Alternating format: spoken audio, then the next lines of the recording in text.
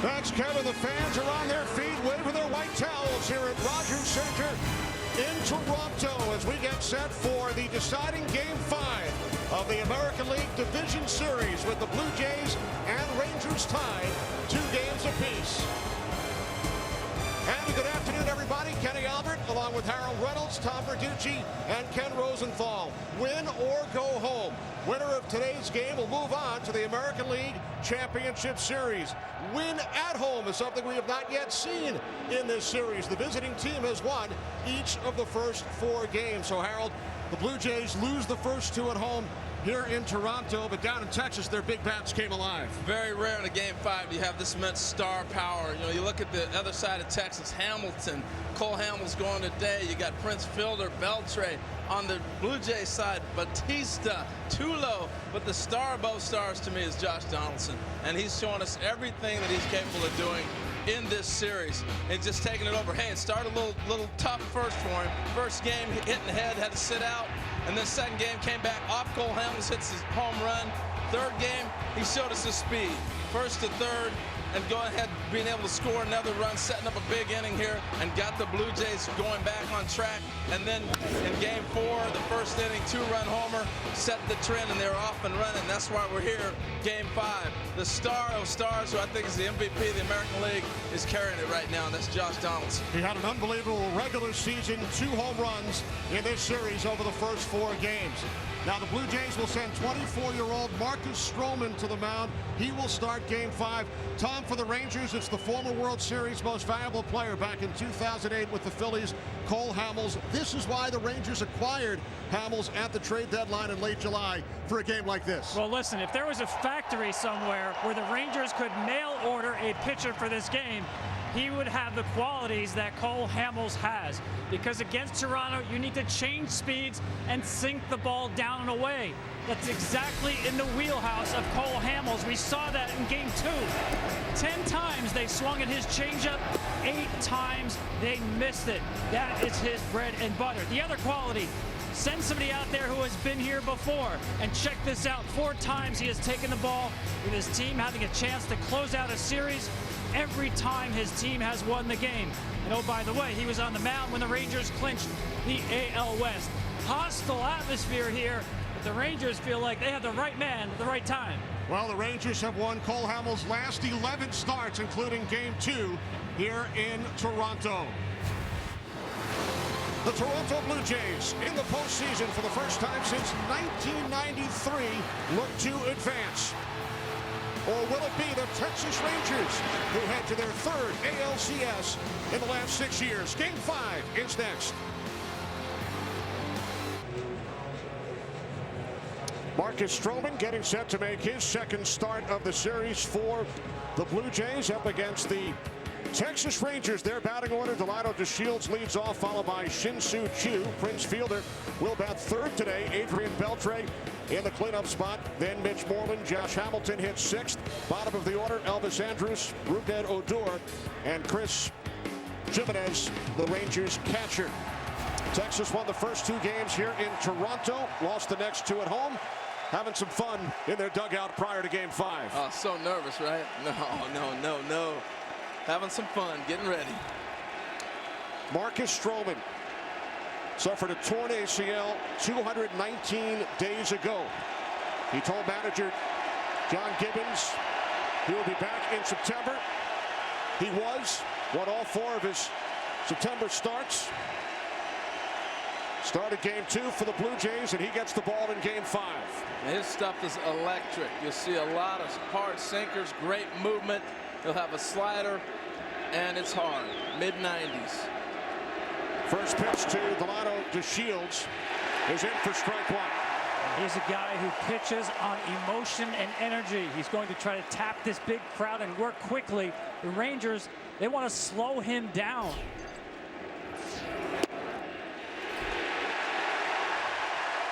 I'll tell you what, he comes out painting. If he's leaving the ball in the corners like that, it's going to be a long afternoon for the Rangers. 6 hits in the series for DeShields, falls behind 0-2.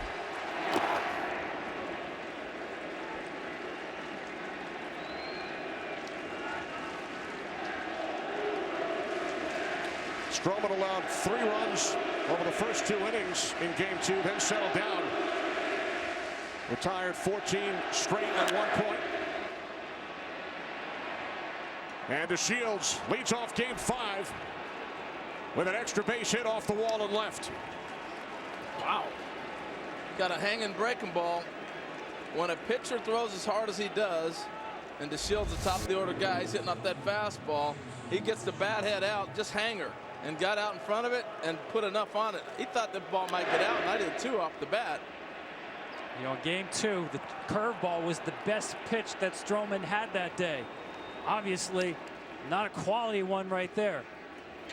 Best thing about Stroman is he has many pitches to go to. A leadoff double for DeShields. Here's Chu, who had 3 hits in game 4. He takes a called strike, 0-1. Well, that's his best one right there, H. A two-seamer coming back. Start at the left-handed hitter's hips, run back over the plate. I was going to say, this is a big at-bat for Chu. There it is. Looking to manufacture the run, just get him over. Goins makes the play. DeShields to third. Remember the last time we were back here playing, the Rangers did a great job hitting run, moving runners. That's why they would win ball games. And we were talking, Tom, with Bannister about that earlier today. He said it's always important, but scoring first, especially important in a sudden death game. Game 5 in the LDSs, team that scores first, 18-5.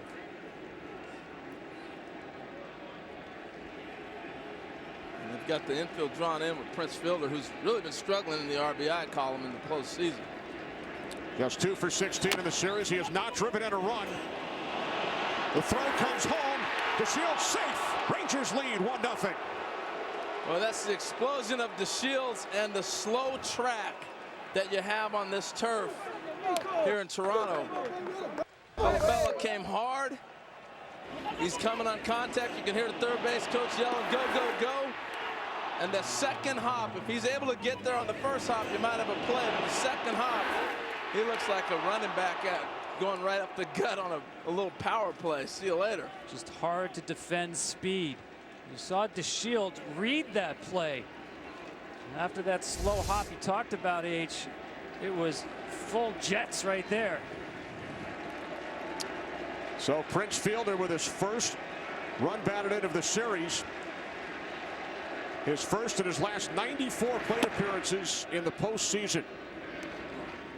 Ball 1 to Adrian Beltre. And Kenny, who would have thought that Prince Fielder's first RBI would be a worm burner? Right. A little hopper in front of the plate. Now Beltre left game 1 of the 3rd inning due to a back injury. Sat out games 2 and 3. Returned in game 4.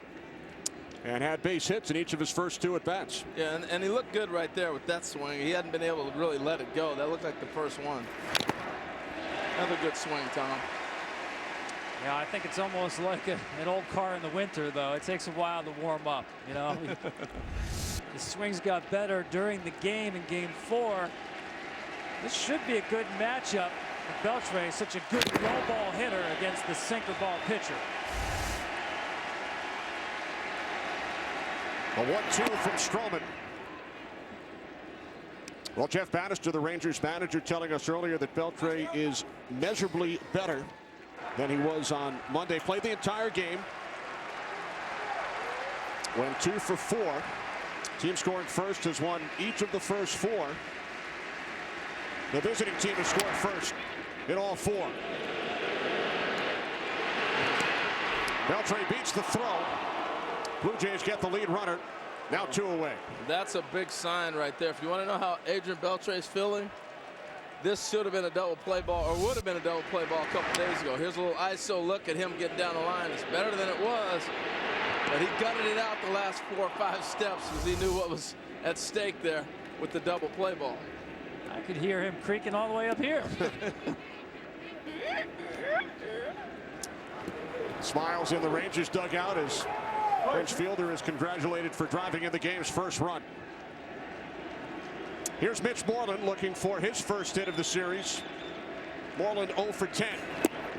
I bet Stroman would want that the curveball back that he threw to DeShields. Because everything else, all the right-handed hitters, Adrian, he busted in hard and was able to keep him off balance with the. He's got great movement with the fastball right now. How far that ball moved off the plate. Well, he's got a tremendous ability to spin the baseball. Very few pitchers can throw 3 different spinning pitches: cutter, slider, curveball. Deep left field, Revere. And that will do it for the Rangers, but they take the early lead. DeShields with a leadoff double to left, and he scores the game's first run.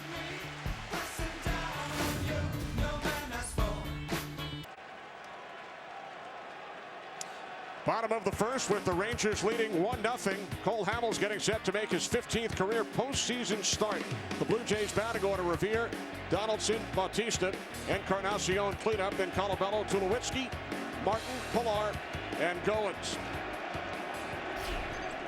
Ben Revere leads off. He and Cole Hamels teammates the last 3 seasons in Philadelphia. Both traded by the Phillies on July 31st. Revere with a hit in every game this series. To the right side. Moreland with the flip. Hamels covering, 1 away.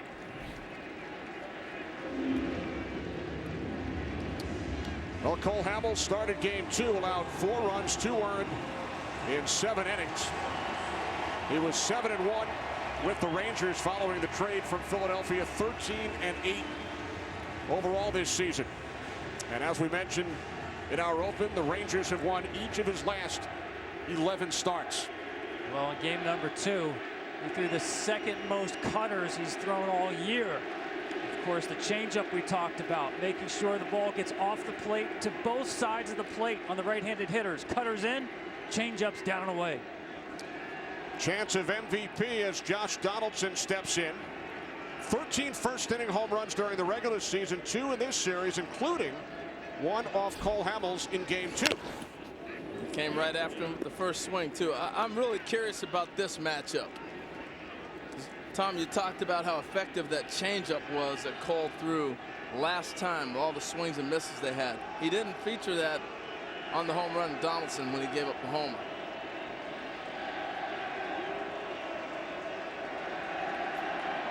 No 1 to Donaldson. Hamels missing inside.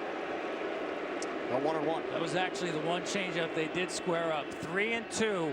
Hamels loves to go to changeups to right-handed hitters, and it looked on the home run in game 2 that, to me, that Donaldson was sitting on that pitch. You're absolutely right. I remember that because the 2-2 pitch looked like it was a strike. Fastball in for strike 2. Yeah, because he missed on the fastball with 2-2.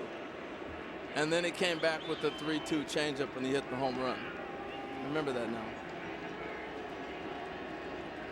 You weren't working that day, Harold. Exactly. But I was watching.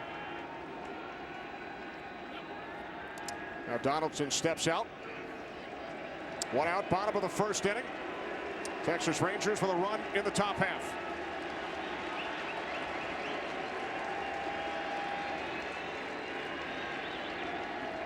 A 1-2 from Hamels, and Donaldson got a piece of it. Well, Tom, here's the pitch you're talking about. Yeah, this is not a bad pitch either. It's in the strike zone, but down and away. And the way he went after that pitch, completely on balance, sinking the backside down to go get it, told me that was something he sniffed out. And again, 3-2, he does like to throw that change. Gave him a different look. Gave him a curveball right there. Donaldson down on strikes, 2 away. Cole Hamels mixing it up early. And you got to. The thing about, you want to know as a hitter, okay, they just saw Cole Hamels a few days ago. What adjustments will he try to make within a series and seeing him so close together? Well, there it is. He's gone to the curveball. So with 2 away, here's Bautista, 4 for 18 in the series. Ball 1.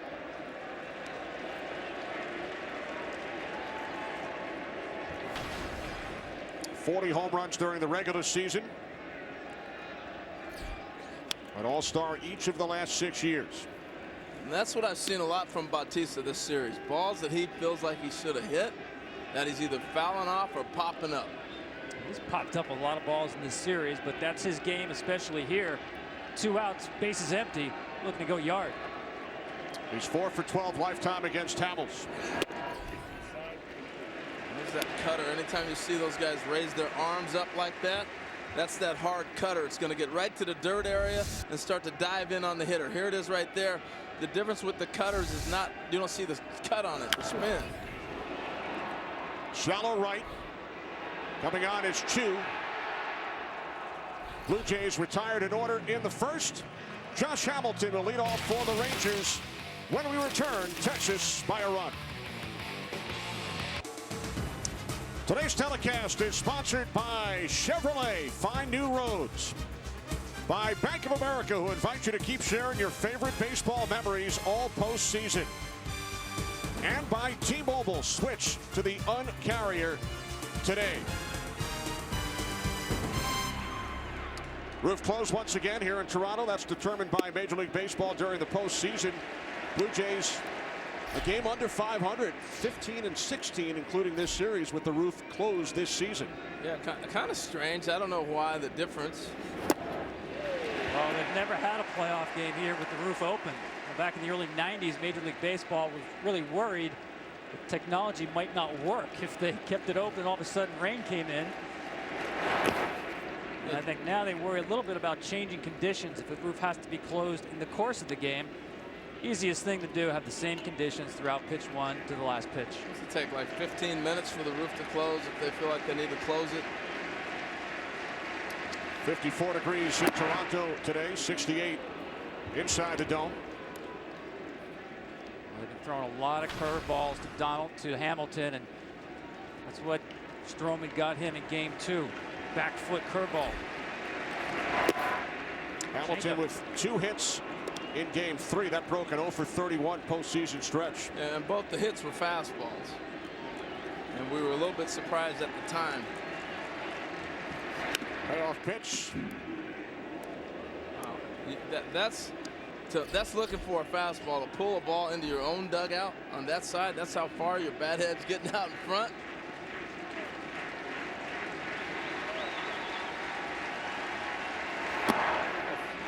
Leadoff walk. Hamilton heads to first. And that's the first walk allowed by Blue Jays pitching in the last 3 games. Rangers did not draw a walk in either of the games at home. 75 consecutive plate appearances. Very rare for a Texas team. Nice job by Hamilton, as you said, H, fouling off the curveball. That was just a sinker by Stroman. It didn't move. Well, it's kind of a tribute to the Blue Jays staff that you're around the plate that much. You're not walking guys. You may see a hit and run in this combination with Hamilton and Elvis Anderson. Bunt. There you go. Stroman quickly off the mound. The throw to second. Gets the lead runner, Hamilton. Great play by Stroman. And you got Tulo on the back end. You heard Russell Martin saying 2-2-2. Now, we've been talking a lot about the AstroTurf and how soft it is, but it's harder than grass. And on a bunt, you got to really deaden the ball. This ball's not a good bunt by Elvis. He's looking for a base hit. He didn't get the bat head out. I don't think that was a sacrifice. I think that was a bunt for a hit. And if you get it down, you get it down. And he kind of did not pull it down the line. He left it out there, and Marcus Stroman showed his athletic ability. Great play, great feet, no panic, true throw. When Stroman pitched at Duke, on his off days, he played some second base. He played some shortstop. Well, and that's a tribute to the hard work he did rehabbing to get his feet and legs back in condition to be able to still move like that. Rougned Odor at the plate. Well, Stroman tore his ACL on March 10th. Fielding a bunt, ironically, during spring training. That's when he suffered the injury. Underwent reconstructive knee surgery. He vowed to be back in September, and not only did he return, but he's now making his second start in the postseason.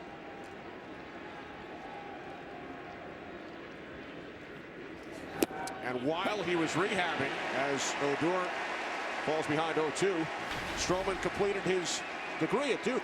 I thought it was incredible. I was actually at Blue Jays camp when he got hurt. I was there like a couple days, and he was getting ready to leave to head back to Duke to do his finish schooling. The 0-2 and Odor with a base hit into right field. Andrews to second. Rangers with 2 on, 1 out here in the top of the second inning. Well, and that's why I think Elvis Andrews was trying to bunt. Odor's been hot. He's been swinging the bat well, consistent. Here's another ball. Look at that ball run back on you. And that's one of the things that the Rangers had discussed as their game plan is you gotta hit the ball and expect it to be a strike. He's got that kind of movement. You look for the ball to be a strike, and you saw the movement. It starts at the hip of the left-hand hitter and comes back over the plate. Yeah, I'm sorry, Kenny. I'm not seeing that real good movement from Stroman right now. 2 on. The number 9 hitter, Chris Jimenez. The Rangers catcher at the plate, 1 for 6 in game 2. With this combination on the bases, don't be surprised you don't see a double steal. That's why they're pinching him in the middle right now, the second baseman Goins, because Elvis Andrus will run and Odor will follow.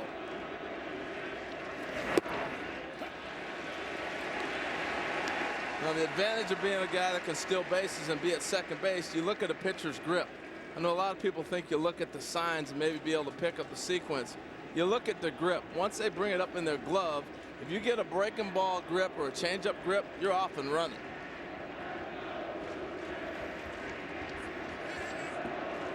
Andrews bluffed for 1-1, missing low and away. 2 balls, 1 strike. Well, it's something of a medical miracle that this guy is on the mound.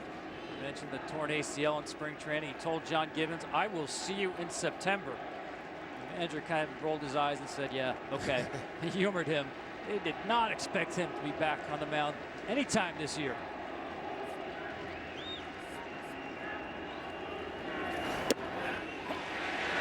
He sent out a tweet on March 12th, 2 days after suffering the injury. It read, "The return will be legendary." Well, he can get legendary right here, too. He can get a double play ball and get out of this, and that's the beauty of his stuff. I love his attitude and his personality. I think that's one of the reasons they went with him today, knowing that the moment's not going to faze him. The 2-2 from Stroman. His first strikeout, 2 away.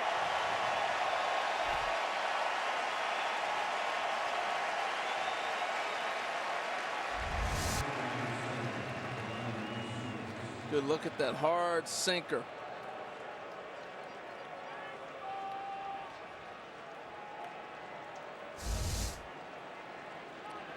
So 2 on, 2 out. Here's to Shields, who led off the game with a double off the wall and left, and came around to score the game's first run.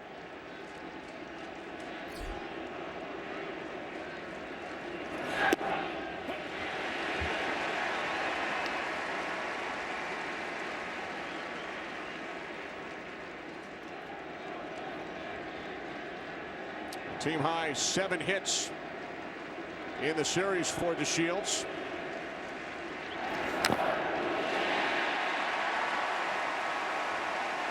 Well, let's go back and look at DeShields throughout the series. Let's go game 2. Let's go StatCast on it.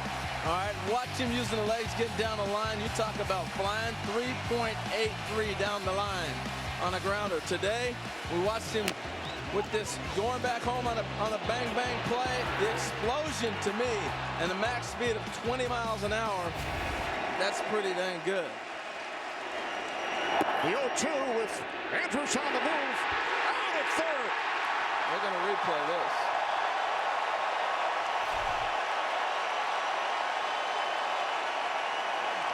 Nope. Now, it'll be interesting because does he hit Donaldson's hand and stop him? And there's his foot, I should say, but here's the tag. Ooh, I think they got him. What do you think, Tom? I think they got him. The question whether they want to use one of the 2 challenges right here. So I think he's got that left hand. Not there yet. Yeah, but we'll take a look. We're going to take a look at it. well, remember they got about 13 different angles than what you see at home on TV when it goes back to the replay center back in New York and Chelsea. I think this is a matter of having 2 challenges in the postseason where you think, why not? You know, that's the difference between being out of the inning and having 2 runners in scoring position. Go ahead and take a shot. Well, and let's go back to why you're running here, though. You got 2 strikes on the hitter, and you got 2 outs. And if he was going to run, you run earlier in the AB and give DeShields something to work with. Maybe you have a chance to drive you in. So I agree. I don't like the steal on this situation unless you're going to run earlier in the count. Well, some of the Blue Jays are running off the field after the video was shown on the board here. You're going to get third base with 2 outs here. You better be sure you're safe. Remember, in extra innings in game 2, there was a challenge that went against the Blue Jays. But this time, the call stands. Andrus tagged out by Donaldson. Middle of the second. 1-0 Rangers. Elvis Andrus caught stealing to end the top half. Edwin Encarnacion leads off for the Blue Jays here in the bottom of the second inning against Cole Hamels. He's 4 for 16 in the series, 0 for 3 against Hamels in game 2. Blue Jays were retired in order in the first.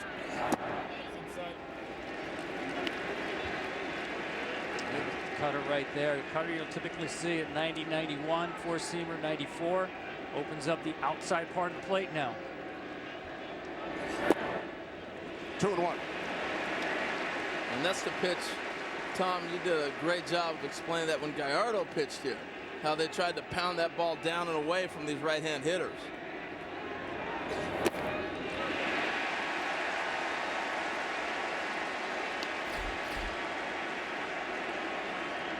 Colabello on deck. Texas Rangers with a 1-0 lead in game 5. Series tied at 2. Leadoff walk. Encarnacion to first. And let's go back to this Elvis Andrus steal right here. As Cole Hamels says, where's that pitch? Here's why he's late, okay?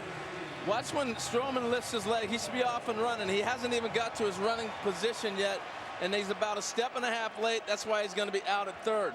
The other thing that happens in this situation, when you know there's a trail runner that's going to run with you, and you've already told him you're going, it kind of forces you into having to go even if you don't feel like you got a great jump because you hang him out a little bit.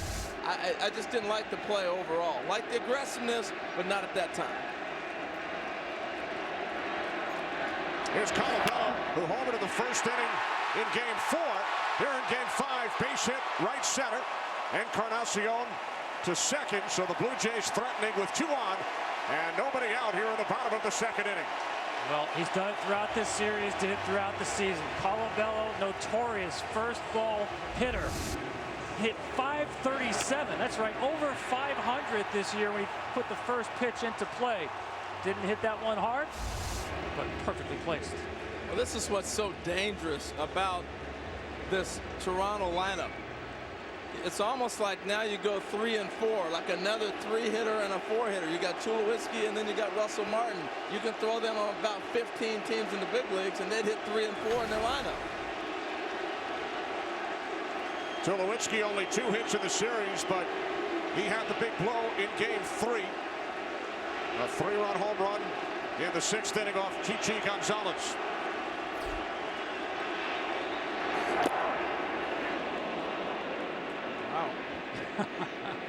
How about that? I'm getting a wow out of that one. Well, you've got a third baseman you know is compromised with the back.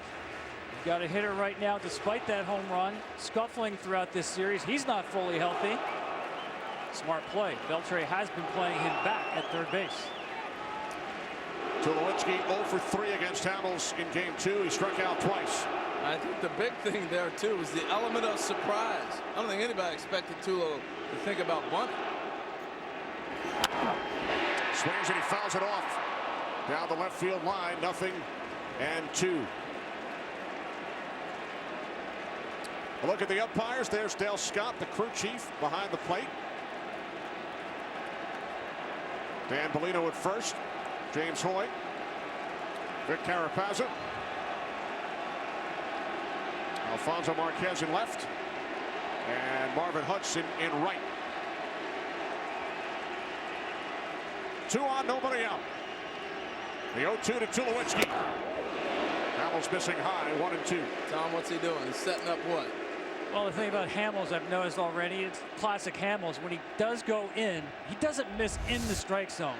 He's trying to get this four-seamer in on the hands. Rarely will he leave the ball in the inside half of the plate. Good miss. Yeah, I think he's going to go with that changeup right here. That's kind of setting up that outside again. Came back with a cutter. I love the cat and mouse, and these two have faced each other enough in the National League that Tulo has a feel for Cole Hamels, and Cole Hamels has a little bit of a feel for Tulo. So you mix it up. We're seeing him mix up his sequence compared to even the last game he pitched in this series. Right, 22 career at-bats for Tulowitzki against Hamels. 5 hits, including 2 home runs. A 1-2. Now 2 balls, 2 strikes. Tried to backdoor the cutter right there. This is what you pay for the experience of Cole Hamels right here. In a bit of a jam, the crowd's going crazy. You got an all-star hitter at the plate. How do you minimize the damage? That's what you're asking if you're a Texas fan. You're Toronto, you want the big man to jump into one.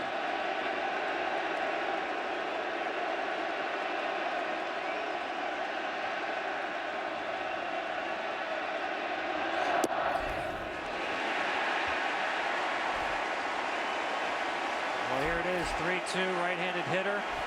Most of the time, he will go to the changeup. This one's just off the plate. Nice job by Tulowitzki. Well, he was asking Del Scott earlier, where were those pitches when he was facing Encarnacion?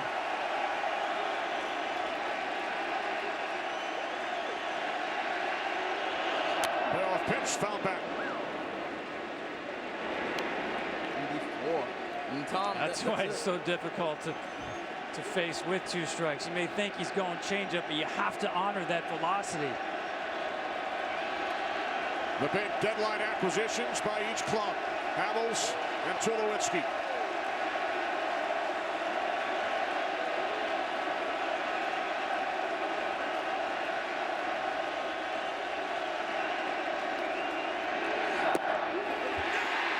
Hamels wins the battle.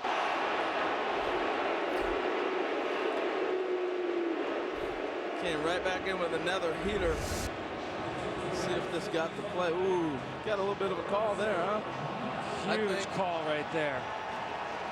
That ball looked down to me. Remember, the call is when that ball crosses the plate. Saw Jimenez catch it below the zone and bring it back up. Dale Scott said over the plate. It was at the knee of Tulowitzki. An 8-pitch at bat. Tulowitzki down on strikes. 2 on, 1 out for Russell Martin. First pitch, right field, Chu for out number 2. On his way to third is Encarnacion. Runners on the corners. So it took 8 pitches to retire Tulowitzki, and then Russell Martin swings at the first pitch from Hamels and flies out. Well, let's go back and look at it. And there's the presentation. I think you're right, Tom. You don't get caught up in the presentation of the catcher pulling that back up. Del Scott's seeing it as he sees it go over the plate. To me, I still think it's down even as it goes over the plate. But I'm just saying the catcher bringing the glove up is not that big of an influence right there. Shouldn't be, but very close to take there. Leave the at-bat in the umpire's hands. 3-2 count. He doubled up on fastballs on Tulowitzki. So with runners on the corners and 2 outs, here's Kevin Pillar, who has a team-leading 7 hits in the series. Tied for the major league lead in the postseason. And going back to the regular season, Pillar with a hit in 14 consecutive games. Del Scott's got the little Tim McClellan delayed call on us going on. He did.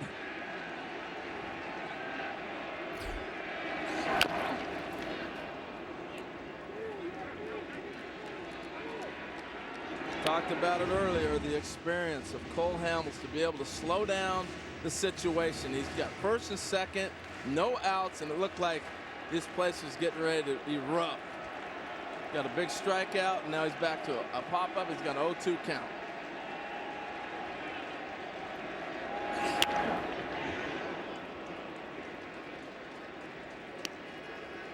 Well, what we saw in games 3 and 4, the discipline of the Blue Jays to make Rangers pitchers get the ball into the strike zone.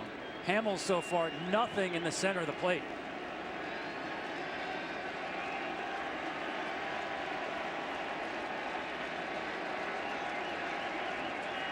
I see you see the contrast of the two offenses too. They get 2 runners on first and second, no outs. They're not running. They're not moving. They're going to have to be knocked in, and that's what's hard to beat a guy like Cole Hamels with back-to-back hits to have to drive the sluggers on the base path home. No balls, 2 strikes, 2 outs, bottom of the second inning. And Pilar strikes out to end the inning. So 2 on, nobody out. And then Hamels shuts the door. First the strikeout to Tulowitzki. Martin's flied out on the first pitch. And Pilar strikes out as well.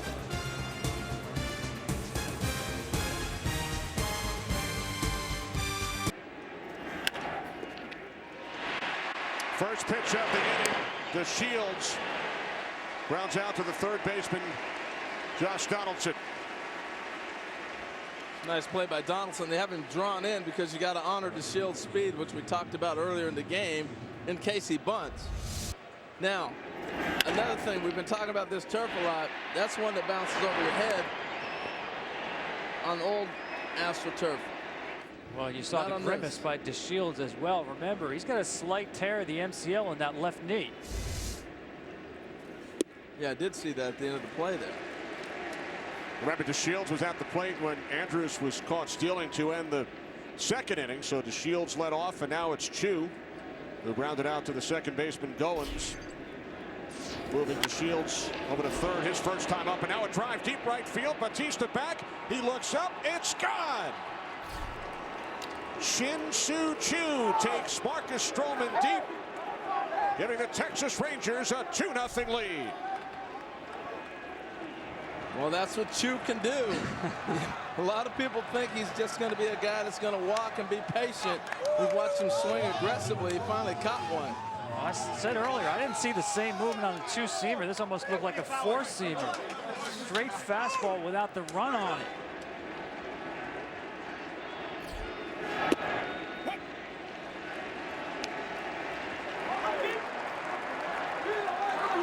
It's Chu's second career postseason home run. He went deep in the wild card game for the Reds back in 2013 against the Pirates. Yeah, it's just not the same run on that 2-seamer, and it stayed right in the barrel. Goins to first. Fielder is retired, 2 away. Tom, go ahead and elaborate on that. Here's the pitch. Well, I think he's got one of the best 2-seamers. I think it's like a 4-seamer, but the spin on, he's got a very different grip on the 2-seamer where the seams are not directly underneath his fingers. I think it's one of the best 2-seamers in baseball. It's certainly one of the oddest grips on it. And it's a pitch, believe it or not, he really only went to the middle of last year. Had been a traditional 4-seam curveball pitcher. That was a good one right there, and he reinvented himself with that 2-seamer and a very strange grip that he uses. Chu, 22 home runs during the regular season, tied his career high. He was the American League Player of the Month in September. And he has extended the Texas Rangers lead to 2-0. 1-2 on Beltre. That 2-seamer is so good that Trevor Bauer, Cleveland Indians, studied it all winter looking at super slow-mo video to see how Marcus does make that 2-seamer run. He said, I want one of those. Whoa. Time was called by the home plate umpire, Dale Scott. Yeah, you get time. This is interesting. You get time out when the umpire gives it to you, but you know what? In the postseason, you better be ready to go. Adrian stepped out and hopped back in.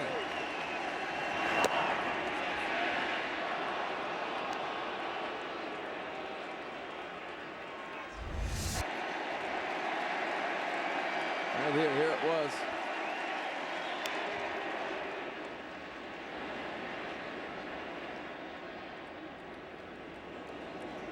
He definitely likes to work fast. No question about it. Well, I think that's something they picked up from Mark Burley. when you spend time with somebody on your staff, nobody works faster than Mark Burley, and your defense loves it. Keeps everybody in the game and works quick. Beltre with a base hit into right center. I'll tell you what, they were talking shades of Willis Reed, and for those of you that are younger than us up here, you may not know who Willis Reed was, but he was a big center for the New York Knicks back in the day, and he got injured in a big critical World Championship Series, and here comes Big Willis back out onto the court, and that's what they likened it to with Adrian Beltre coming back to the lineup. Prince Fielder says he's the one guy who he's a mystery. He plays better when he's hurt for some reason. May 8th, 1970, Harold.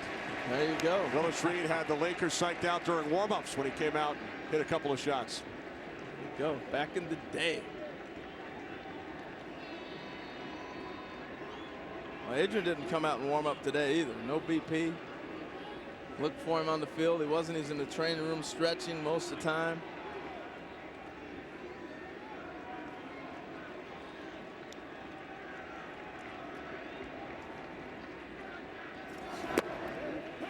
Nothing in 2 on Moreland, still looking for his first hit of the series. He's 0 for 11.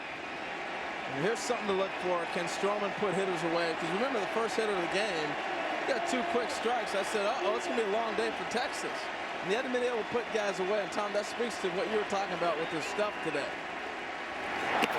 Just not as crisp as it was before.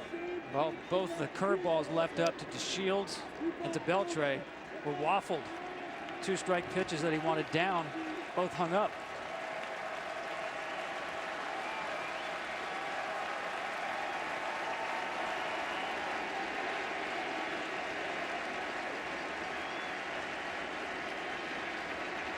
The 1-2 from Stroman, and Moreland fouls it off.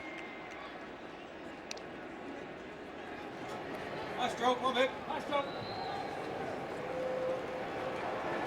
Marcus actually looks calm out there. I mean, he loves to play with energy and emotion. And he's looking for a strikeout to get himself pumped up.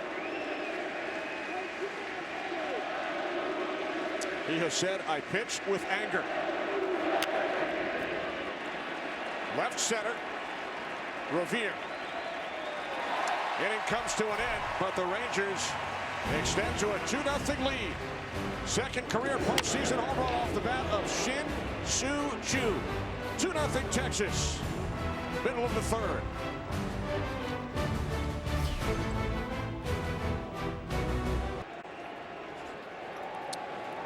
Bottom of the third inning in Toronto. Rangers lead the Blue Jays in game 5, 2-0. As Ryan Goins leads off for the Blue Jays. He is 0 for 13 in this series.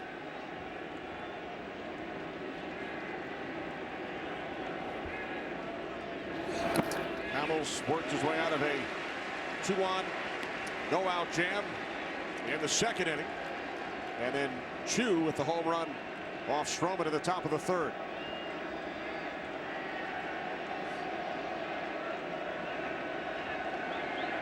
A 2-0 from Hamels. Now 2-1.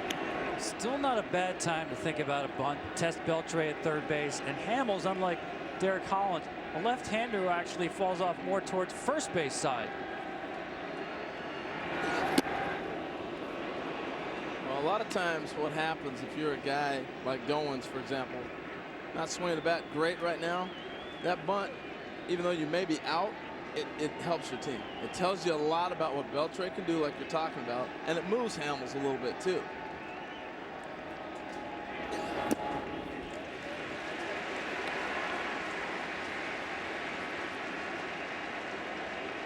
And Revere on deck. Hamels threw 30 pitches over the first 2 innings. 6th pitch of this at bat coming up.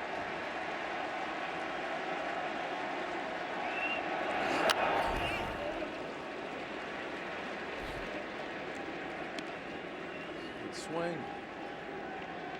95 challenge fastball. Cole Hamels. The fastball Here it Cole comes Hamels again. has come back about mid-season. Started seeing that ball about mid-90s.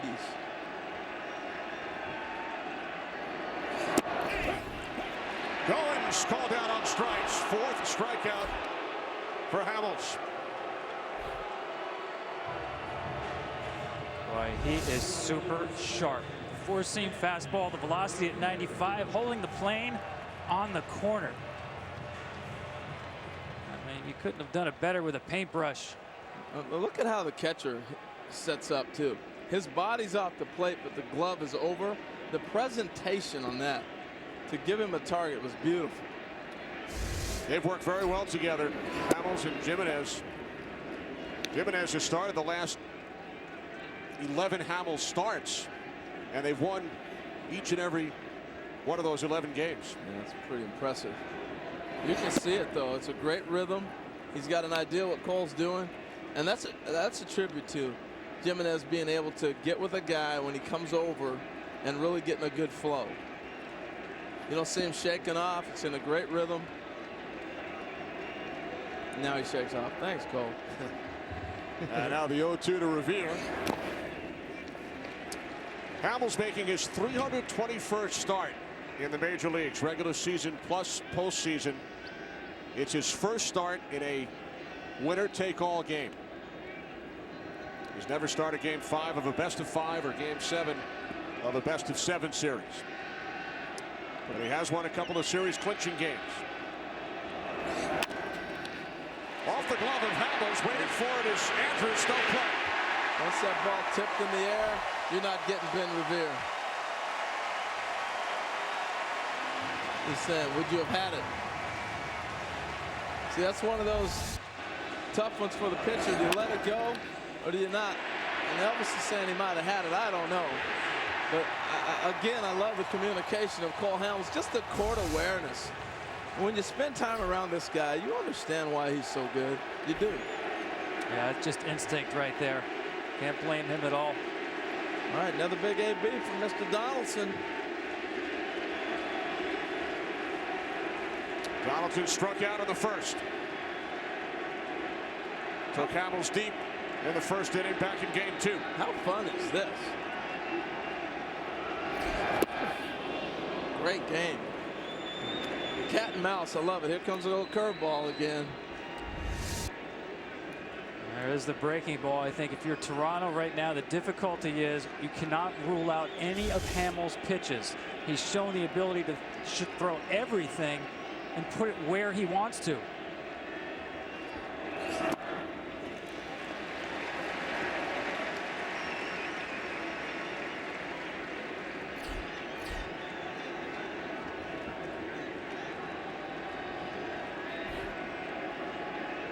One out, bottom of the 3rd inning. Revere takes his lead off first. 1-1 to Donaldson, now 1-2.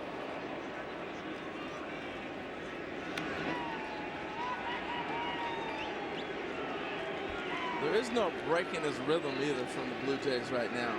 You know, draw a throw over if you've been Revere. Do something to take Cole Hamels out of his rhythm a little bit, even if you're not going to run. Draw a throw to first. He's getting it, pick up his glove and going home and being able to execute his pitches, and that's not a good place to be if you're the Blue Jays right now. Revere 31 steals during the regular season, and he knows Hamels as well as anybody. Teammates the last 3 years. There you go.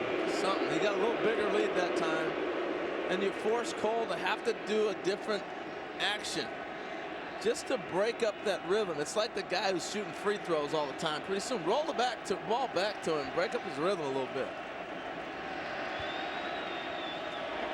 1-2 to Donaldson, now 2 balls, 2 strikes. Well, Hamels is very deliberate to the plate.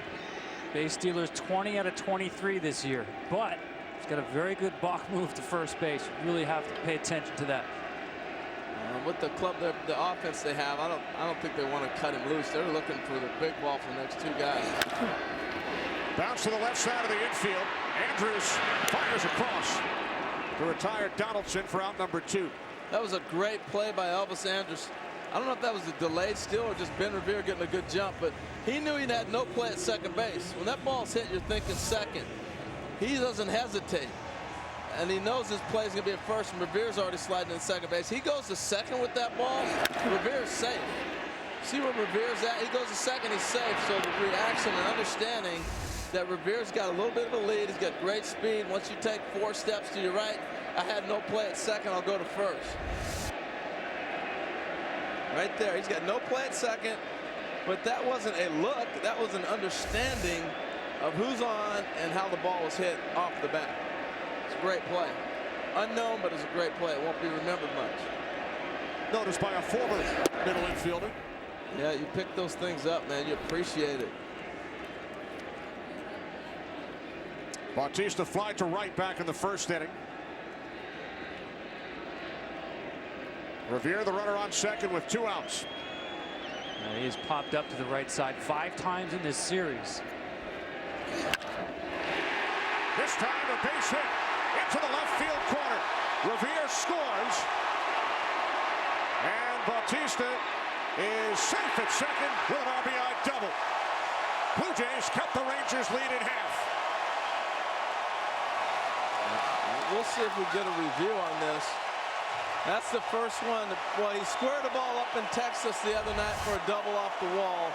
Right here, he gets a ball inside. You can't continue to flirt with him in all the time. Nice piece of hitting by Bautista. But here's where that replay comes in, and here's where the stalling is going on in the game right now, where we can show all these replays, because Texas is waiting to see what might happen. Here's the look everybody's waiting for. Does he come off the bag? That's the big question. This will give us a good look right here. Great slide. I don't think you can take that away from him right there. That's not worth a challenge. I was talking about him popping the ball up to the right side. Sometimes he does have a tendency to pull off the baseball, and that's where you'll get the weak fly balls to the right side. That was the case with the ball in, stayed on the baseball, and absolutely hammered it. This again is another one of those tactics now with replay. They didn't think they had a good angle. Maybe they're waiting to see other angles and see if they got a chance. The other aspect, guys, remember the Rangers already challenged the play back in the second inning. You got to keep one in your pocket.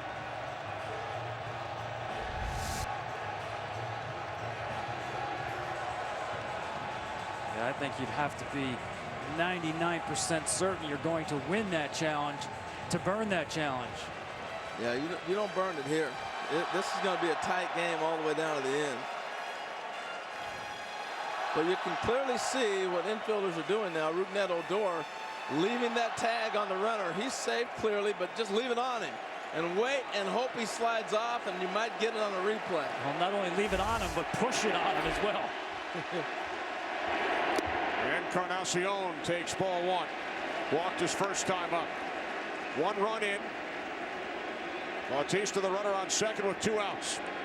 Well, I'm looking at that pitch count too. He's at 49. They've done it. He's got out of some jams, but they've made him work. These have been a lot of stress pitches. Hamels threw 114 pitches in game 2 on Friday.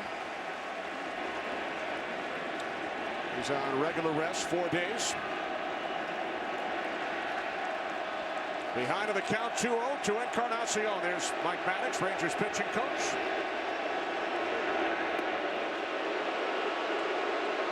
Fans don't like it. Fans don't like it, but I think it's a smart move for the Rangers. Although the man on deck has been hotter than a pistol. I think that's what the conversation with Maddox was when he came out. Which one of these guys do you want? You fall behind him, put him on, and we'll go after the other guy.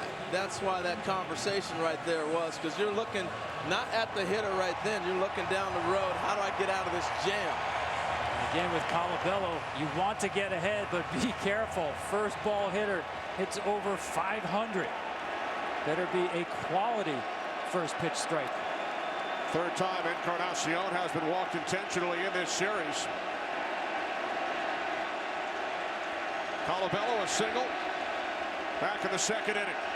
2 on, 2 out. Ooh, that didn't look like a good spin move. That looked like a balk. Everybody's yelling at second base ump, but he's saying no.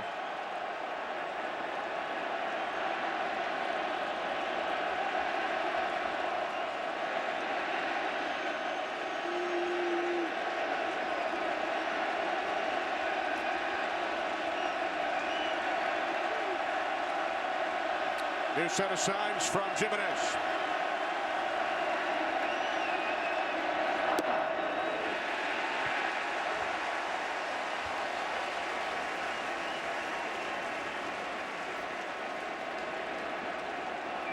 It is loud in here. It's an exciting game. This is great. The winner moves on. Yeah, this roof being closed makes it louder. Right.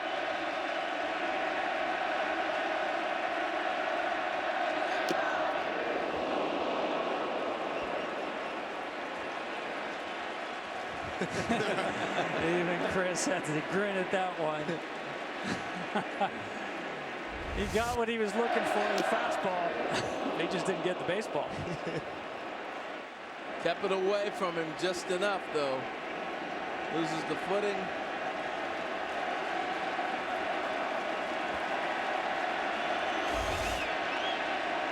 The 1-1 from Hamels. Colabello stays on his feet.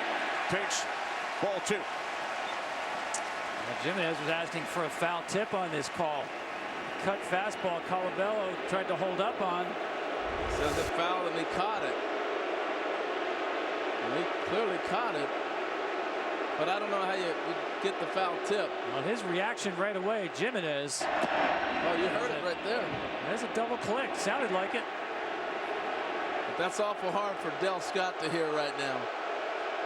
It's not exactly a library here, is it? No. Hard to hear anything, never mind a faint tip of the ball on the bat.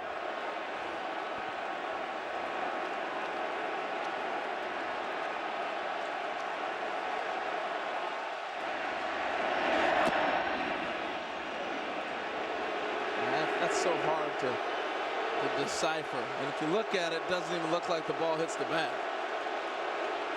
See a slight change of direction, but not much.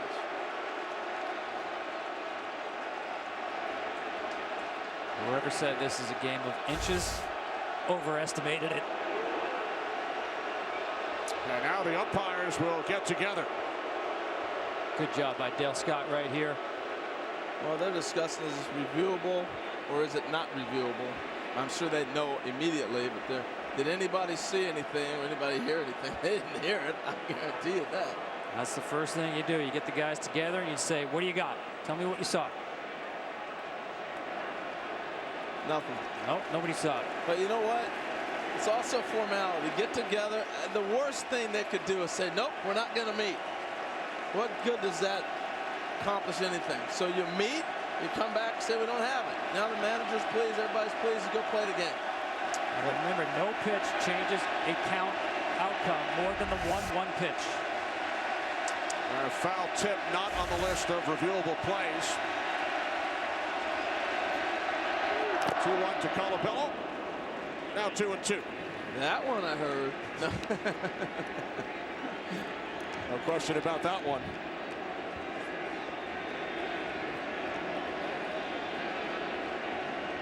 Boy, foul ball's getting a lot of folks on comments in trouble up here.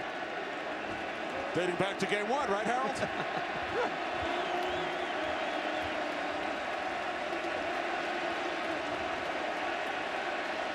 2 on, 2 out. The 2-2. And the count is full. He had him full, too, because Colabello looked like he was looking for the changeup, looking at his body motion.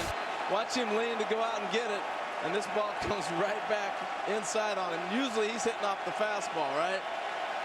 Yeah, the way he took that looked to me like he was looking for something away. Now as you just banished it behind our camera, this will be the 28th pitch of the inning from Hamels. Another foul. Well, that's that 3-2 changeup to the right-hander. Loves that pitch. That's his money pitch. You can almost see that 58 and dock it, too, because 2 of them were for the intentional walk. It ends up making it 56 in my book. I mean, his changeup is the equivalent of most pitchers' fastball. The confidence and control.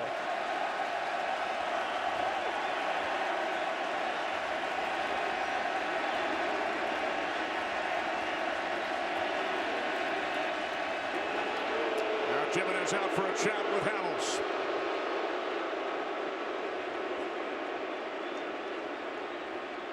I actually think this is a great conversation. I mean, change the signs. You got Bautista stand at second base for too long to see your signs and be able to read them. Well, it's a great day of postseason action coming up next on FS1. It's Game 5, Astros and Royals. And then tomorrow on TBS, Game 5 from Los Angeles, Mets and Dodgers. Cubs have advanced to the National League Championship Series. Payoff pitch to Colabello. Bounce to the shortstop, Andrews. And the inning comes to an end. A long one for Hamels. Blue Jays score a run on 2 hits through 3. 2-1 Texas. Official caps, hoodies, jackets, and more. Celebrate with your favorite team at the MLB.com shop. We move to the 4th in Toronto. Kenny Albert, Harold Reynolds, Tom Verducci, Ken Rosenthal. Josh Hamilton leads off for the Rangers following an 18-minute bottom of the 3rd. Hamels threw 29 pitches, allowed just 1 run. You talk about that first hit hitting. You look at the series average for Josh Hamilton. When he had that big World Series, he was killing the first pitch. Walked his first time up today. Hamilton, Andrews, Odor for the Rangers against Stroman here in the 4th. Stroman got me a little careful here. I got that feeling for Josh. He's starting to feel it.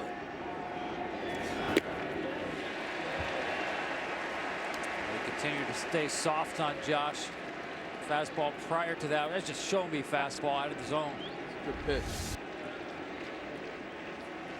Curveball, the tight spin. Bottomed out.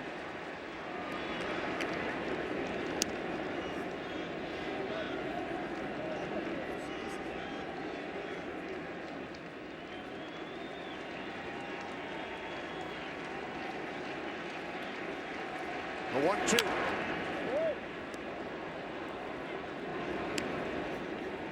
Again, I go back to what we were discussing the last time the Jays were in the field. Being able to put guys away that'll tell you about Marcus Stroman's stuff.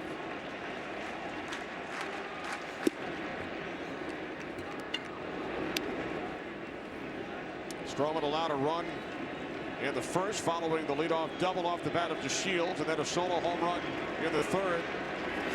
Hit by Chu. Long foul down the right field line. 2-2 on Hamilton.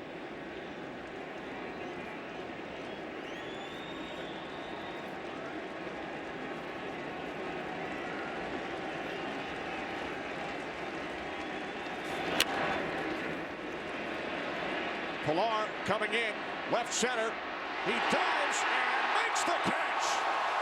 Woo! Let's say if he doesn't get that ball, nobody gets to it. We've been talking all series about the jumps he gets on the ball, but it's also the explosion and the athleticism. This guy can go get him with the best of them. This ball has no business falling. Look where he starts. Here he comes, Tom. Well, one thing that he does, Marcus Stroman wants him to play more shallow than for the other starting pitchers. Stroman's philosophy is, hey, if it's hit over your head, that's on me, not on you. And right here, the extra steps in with Stroman on the mound turns into an out. Stroman appreciative. One away, here's Andrews. You know how big that out is? Because similar to what I talked about with the Blue Jays when they're in the bottom part of their order, it's almost like with Tulowitzki and Russell Martin being 4 and 5. So Elvis Andrus should become a 2-hitter, and he's able to move the runner, hit and run, do some things. By Hamilton not being on the bag, that negates all that right there. And now you get the ground ball, and you're almost out of the inning. He's an amazing defender, one of the best for sure at any position.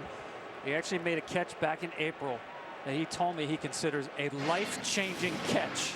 Why? Because he was kind of a utility guy, not a hot prospect until this moment.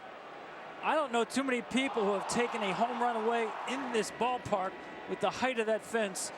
You saw it right there. It made all the highlights. I'm me tell you, it wasn't just that people were talking about him. He earned a job here after that, but that's what got his name on the marquee. A life-changing catch. Well, Bo Jackson back in the day.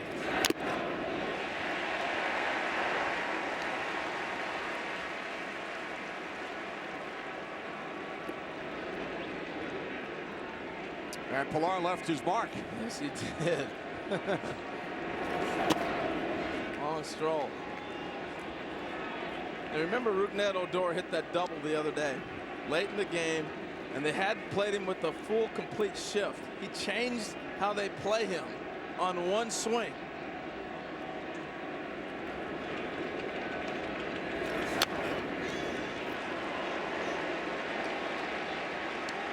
They're not changing how they're going to pitch him. They're living away. Odor has scored 6 runs in the series, 5 over the first 2 games.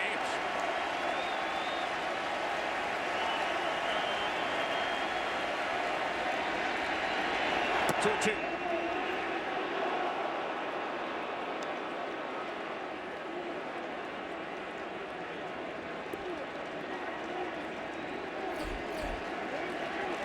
Jimenez on deck. Should Odor reach? To the right side, Goins. Rangers retired in order, thanks in large part to the spectacular catch made in left center by Pilar.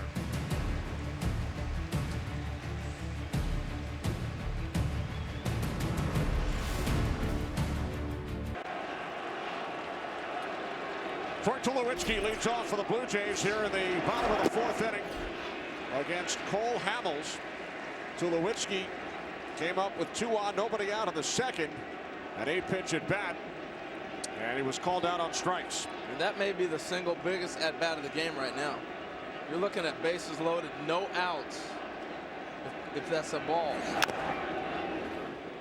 And Cole Hamels is in trouble, deep trouble at that point. He's able to wiggle out the rest of the inning. Yeah, this guy thinks he's never in trouble, though.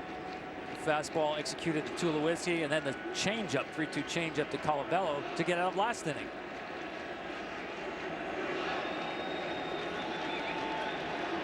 The 1-1. Right back to the box. Hamels to Moreland.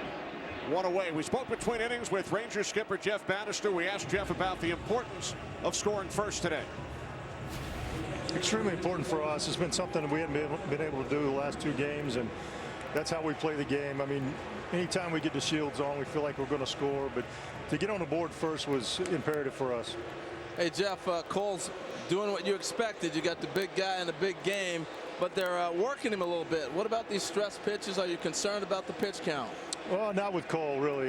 You know, this is a guy I believe that gets stronger as he goes, and I think as he settles in, finds a rhythm, he finds some better movement on the baseball, a little better rhythm, finds the strike zone a little better. So I think it benefits him. We'll keep a close eye on it, but this is our guy out there. We know that he can go a ways. Jeff, if and when you go to your bullpen, how are decisions different in a game like today? Well, this is a ball game. Whoever loses goes home. I imagine we'll employ our big boys earlier if we need to, depending on what the situation is, and we'll see how this one plays out, though. Thanks, Jeff. Good luck. You got it, guys. Thank you. Russell Martin flies out to Chu in right for out number 2. Jeff Bannister, 29 years in the Pittsburgh Pirates organization as a player, coach, minor league manager. He's the first manager in Texas Rangers franchise history who attended either high school or college in the state of Texas. Brought him back home. He's got a daughter playing volleyball at Baylor.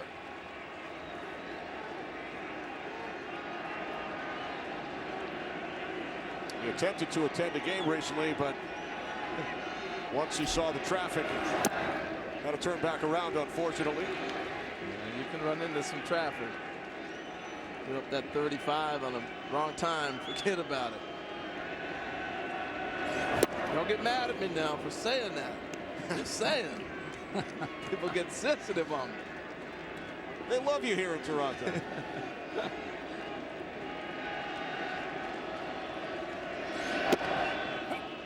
Your luggage ever show up, by the way? It's kind of a funny story. I mean, we got the customs. Tom and I fly in, and his luggage got to his house. See, there's all the Canadians that can't catch. You didn't say anything about catching fair balls. No. I'm not going there at all. I'm sorry. Today's telecast is sponsored by DirecTV. Call 1-800-DirecTV. By Budweiser, make a plan to make it home. And by AT&T. DirecTV and AT&T are now one, bringing television and wireless together.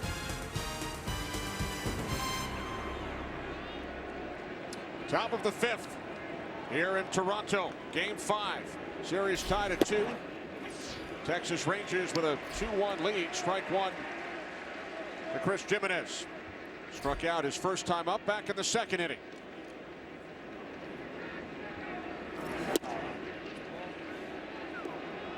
You know, it sounded good. It looked good. That looked like, I know it was only 92 on the gun, but that was as loose as the arm has been all day right there. I thought that was the most fluid pitch he's thrown this afternoon.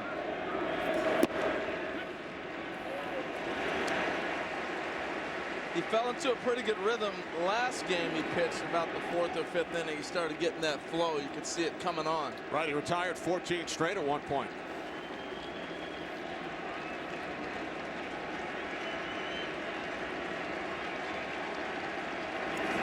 1-2. Slow roller to the left side. Ooh. No play for Tulowitzki. The reason you heard the ooh from me is if Donaldson can cut that off, you always want to cut it off. And when you got two premier defenders, you kind of you get caught in between. What's the angle? If Donaldson can get this, go get it. It's his. But he knows Tulo has the cannon to make the throw. So you have a tendency to play back and let him make the play. And now it became a bang-bang have to play. I think if Donaldson cuts him off and goes and gets it, you got an out at first.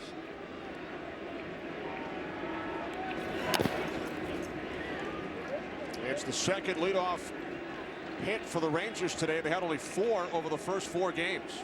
That ball might have clipped DeShields. That's a situation where he's trying to move the runner up, but bunting for a base hit. Worst case scenario, runner on second base. But this ball's going to run in on him. Right off the bottom of his hand. Yep. Like caught a knuckle there in the right hand.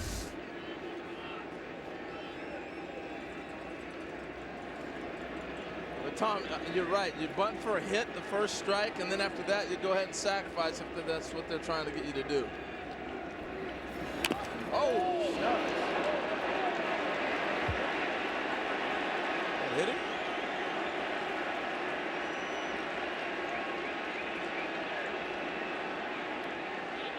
That one hit him in the jaw. Well, he leaned over the plate to get into the bunting position. That's a two-seamer. That's a tracer running in on him. Oh, his bat. Bat comes up, clocks him in the jaw. What an at-bat so far for DeShields. My goodness. It's a foul ball. Whatever happened to you, Harold? No, not like that. But I tell you what, that's a great pitch from Stroman. For a right-handed batter, he knows he's going to bunt. You want to run it up and in. It didn't happen to me because I was a switch hitter. You know, so but I've seen that happen. I actually saw Bobby Meacham in college at San Diego State bunt and it hit off the plate, come up and bust his teeth up. You know, I watched that happen to him, but got hit by a punch. Here's the first pitch. Looking for a hit off the bottom of his knuckle. And there's the next one, running in off the bat into the face. But that's an excellent location with that pitch. If you know a guy's bunting, you want to get it up and in, looking for the ball to be popped up. I bet he didn't want to bunt again. He ain't thinking about that right now. Woo! The 0-2. Donaldson. So the Blue Jays get the lead runner at second. Time now for our Maytag trivia question with 24-year-old Marcus Stroman on the mound, who is the youngest starting pitcher to win the clinching game of a postseason series. Oh. You got it? No. Did your homework research on that one? No, I actually cheated on this one. I'm deferring. I'm not getting into it this time. I cheated. I know the answer. All right, we'll give the viewers some time to think about it. DeShields back at first. Here's Chu. He homered back in the third. That was the first Rangers home run since game 1.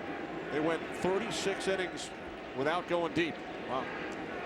And with this lineup, you'd think with all the thunder they have, you might be able to get a ball over the fence a tad bit.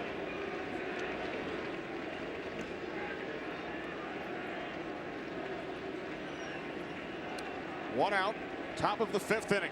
2-1 Texas. You know, you would think that Stroman has got great quick feet, but he's got a high leg kick. You can run on him, but he's got very quick delivery, as you see Sanchez getting loose. Yeah, very quick to the plate. 30 career games, only 5 stolen bases allowed. And only 4 starts during the regular season. Guys, the only time a starting pitcher made less than 5 starts in the regular season and then pitched in a winner-take-all game in the postseason, you have to go back to 1952, the World Series. Joe Black of the Dodgers. Wow. 2 starts during that regular season. The Shields goes, and Chu fouls it back. Got a great jump. Yeah, I think one of the reasons that the stolen base total on Stroman is so low, they don't attempt. Guys don't run. That was a great jump, and I think with his high leg kick, you have to challenge him. But the challenge is, see, he has enough high of a kick for you to be able to get a nice jump on him. But the challenge is, when his hands are moving, he's got a great pickoff move. He's got great quick feet.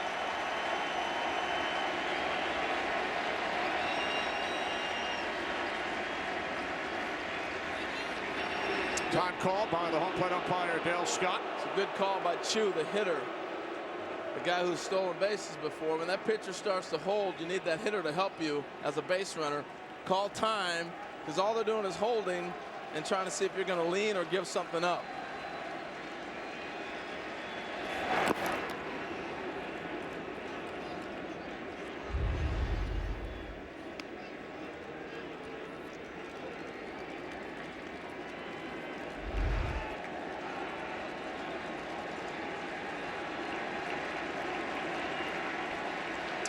David Price pitched 3 innings out of the pen for the Blue Jays in game 4. Going.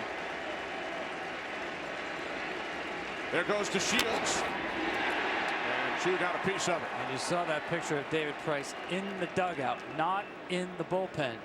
John Gibbons telling us he does not want to use him today. He's got the spikes on, as you can see.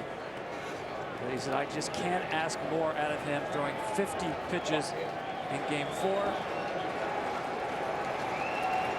He went even deeper than that and said all that he's done for this team, the innings he's given us, anytime we've asked, ways delivered. Chu down on strikes. 2 away. Well, you really have to pound Chu in. We saw earlier he did not get away with the fastball in. This time he does. Better location. You see better run underneath the barrel of Chu. Much better movement. In Texas, you almost wish he'd have swung and missed the 2 pitches before. The Shields had great jumps. Well, he should be running now. Just foul. Fielder drove in a run back in the 1st inning, his first postseason RBI in his last 94 plate appearances dating back to 2012. Well, Tom, I think if you're the Shields, you sit right now. You let Prince try to swing the bat. You let Beltre try to swing it. If not, you got Prince leading off next half inning. Just sit. Let the big boys do their damage.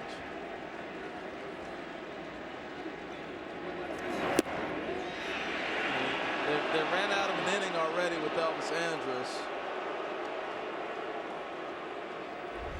Backdoor breaking ball. Watch the frame effort by Martin. Good job by Dale Scott. Not influenced by the frame, but calling the pitch over the plate. He's had a very strong night, Dale Scott.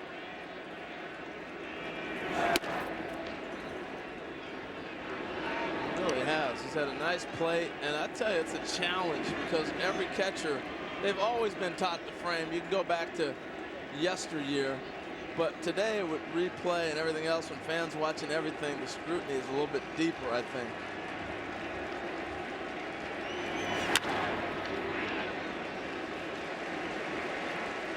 2-2 on Fielder. 2 outs. Top of the 5th inning.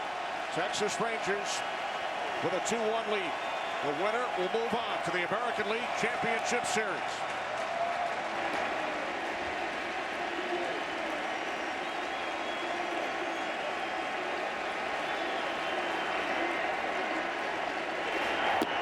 Fielder down on strikes. Stroman strikes out Chu and Fielder back-to-back to end the inning.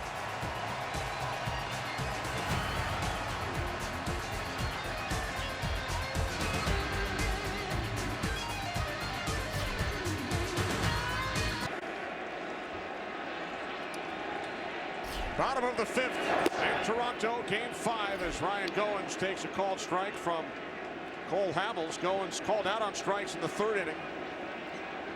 0 for 14 in the series.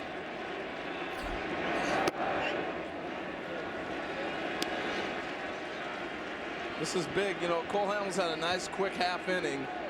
It's a big at bat for him to get the left-hander here to kind of keep himself on a bit of a roll.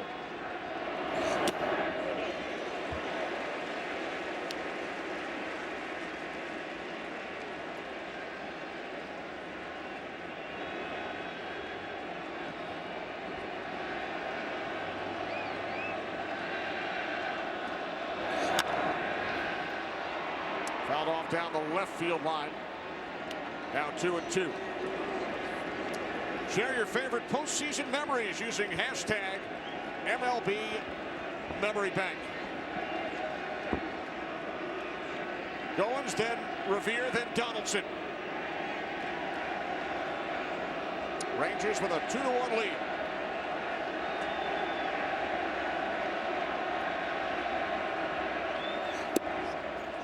Goins down on strikes for the 2nd time today. Talking about memory banks, I go back to 1993 and how loud this place was, called Sky Dome back then. I think it's actually been even louder here, Rogers Center, during this game. Yeah, it really has. The other day was loud too, but you're right. But I also think people are so into sports, even more so now, being able to connect with fantasy, baseball, you know, all the different things that engage people in it, video games, you name it. Revere lays down the bunt.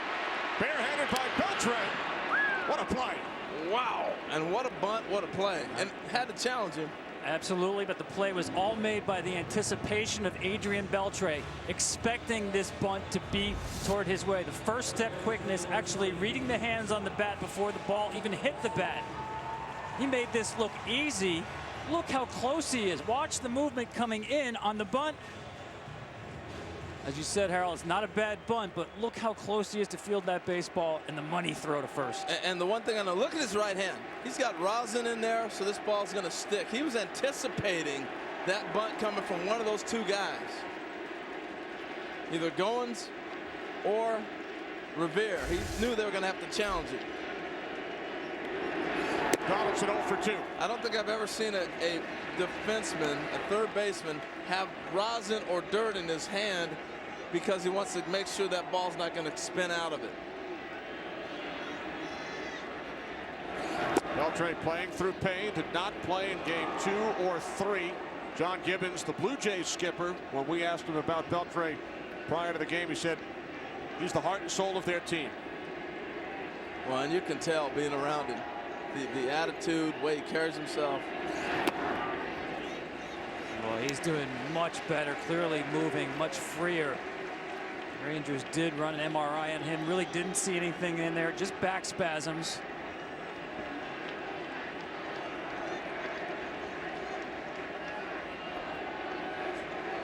Two on to Donaldson. Pops it into shallow right. Chu under it. And we head to the 6th in Toronto.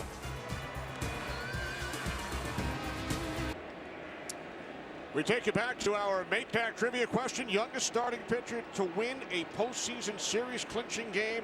1981, Fernando Mania in Los Angeles. Fernando Valenzuela was not yet 21 when he beat the Expos.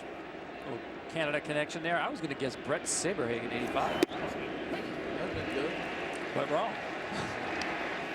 I saw I actually put the question together. I'll just be honest with you. Did you really? Yeah. It's about time. Usually it's Tom. Yep. Well, here we are, 6th inning of Game 5. The Blue Jays outscored the Rangers by 141 during the regular season, but it's a 2-1 Texas lead in the 6th. It's everything you want in a sudden death game, right? 1-run game, middle innings. Both starting pitchers have really settled down the last couple of innings, but now is the point in the game where it becomes a manager's game. By that I mean the starting pitcher's now working through a lineup for the 3rd time, and obviously it is not a game where patience is rewarded. Bullpen decisions will loom extremely large in this game.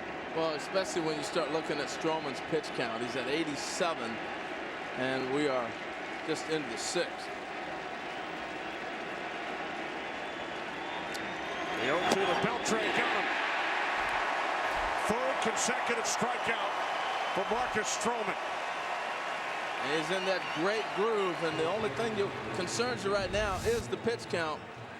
It looks like he's getting it all working. The fastball's coming back. And why is that pitch count so important? When you get to about that 100 mark, we were talking about Cole Hamels is at 79. He's older. He understands how to maybe be able to manufacture through some innings. And that, I think, is important for Stroman to get some quick outs. Speaking of young pitchers, guys, Steven Matz started Game 4 for the Mets last night. He and Stroman grew up together on Long Island in New York. They played on travel teams since they were 8 years old. They were born the same month. They were roommates during summer baseball. And they also pitched against each other in high school. It was a memorable game. They combined to strike out 26. Allowed only 4 combined hits. And Matz's team won that game 1-0, but they keep in touch. Good buddies. And somebody's into the shift. Orland grounds out for out number 2. Somebody's sitting at home right now saying, you know what, I got one of those hits. And a lot of them are saying, I got none of those hits. Right, exactly.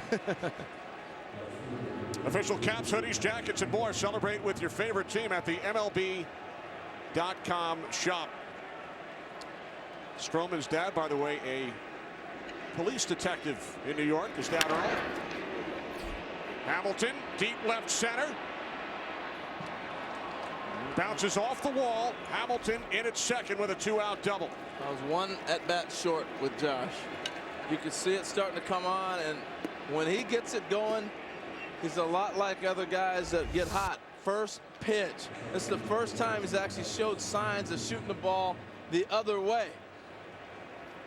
He's so strong. This ball almost gets out of the yard. He doesn't even square it up.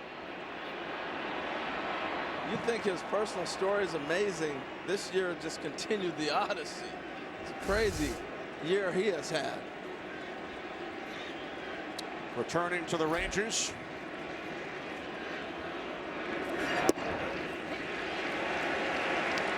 Suffered the knee injury in September, underwent arthroscopic surgery, and Hamilton was back a week later. Incredible.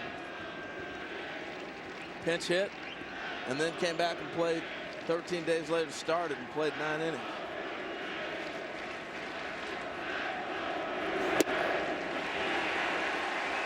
Boy, that was a tremendous pitch right on the corner. It's a big at-bat, Tom. Strong throwing arms in center field and right field, less so in left field for Toronto. 0-2 on Andrews.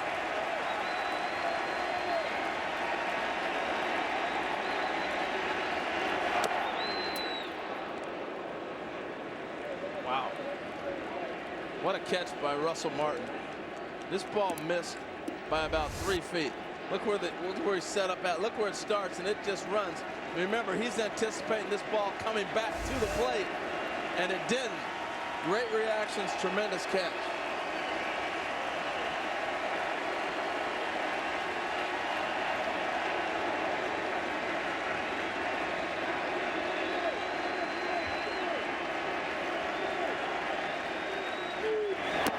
Two and two.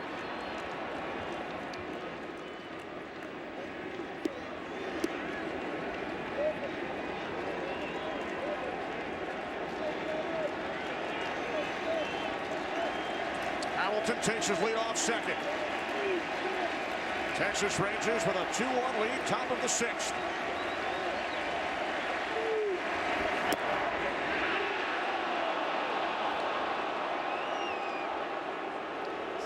Three straight two-seamers that he missed with trying to run back over the outside corner of the plate.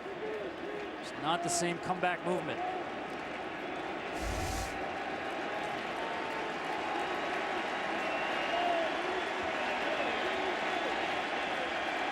Payoff pitch to Andrews, up the middle, backhanded by Goins to first for the 3rd out of the inning. Well, that's a game saver right there. That's a run, and it's a 3-1 game. Tremendous play by Ryan Goins up the middle. And then he's got the cannon of a shortstop to make the throw.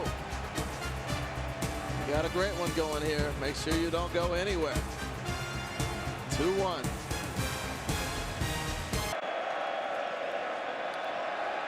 Bottom of the 6th in Toronto. Some of Harold's friends on hand. There you go. Come with the outfit. Love it. Bautista leads off for the Blue Jays, who trail by a run. Cole Hamels threw 29 pitches in the 3rd inning. Only 10 in the 4th, 10 in the 5th. Yeah, you know, that's one of the things that he does. You see Greinke do it a lot. That's a veteran, understands, okay, my pitch count was up. I had some stress innings. Let me get some quick outs.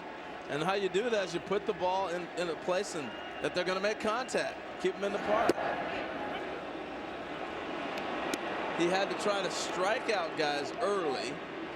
And now he's minimized his pitch count. He's down to 82 pitches, and he's still sitting like he can finish this now. He's allowed only 3 hits over the first 5 innings. The 1 run scored in the 3rd on a Bautista double. I'll go back to what Jeff Bannister said about his ace. He gets better as the game goes on.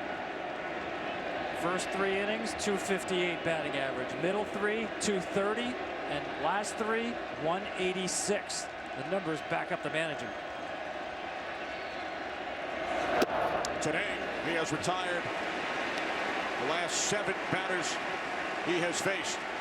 Retired the Blue Jays in order in the 4th and again in the 5th. Payoff pitch from Hamels. Popped up. Foul territory. 1 out. Our game summary is sponsored by Budweiser. Game 5, series tied at 2. Prince Fielder drove in the first run of the game. Chu with a solo shot in the 3rd. Hamels has been outstanding. Blue Jays have led for only 3 innings at home in this series. Here is Shin-Soo Chu. Took Marcus Stroman deep. Solo shot back in the 3rd. First home run for the Rangers since game 1. The Blue Jays had hit the last 5 home runs prior to that shot by Chu. And Carlos with a drive. We are tied at 2.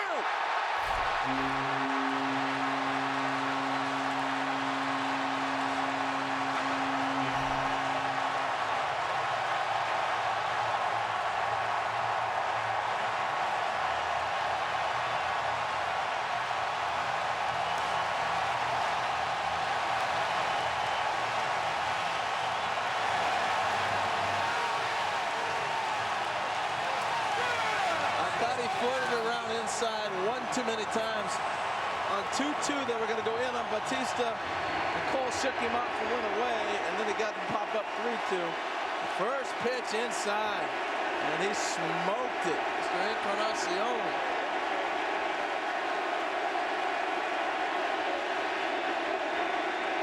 His first career postseason home run.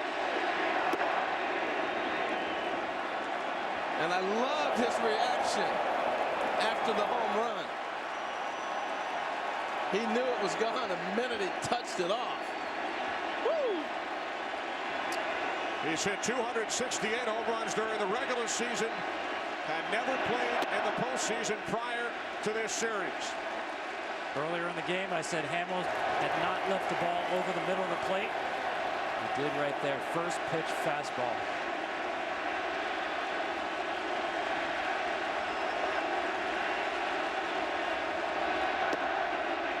Blue Jays led all of baseball during the regular season with 232 home runs. They've hit 7 in this series. Encarnacion into the third deck here at Rogers Center. Colabello down on strikes, 2 away. Well, here's the reaction. As soon as he hits this ball, that's when you know you got one. I mean, when you hit him in the third deck, I guess you can do that. Woo! Ball blistered. No doubter. Saw Jimenez set up outside.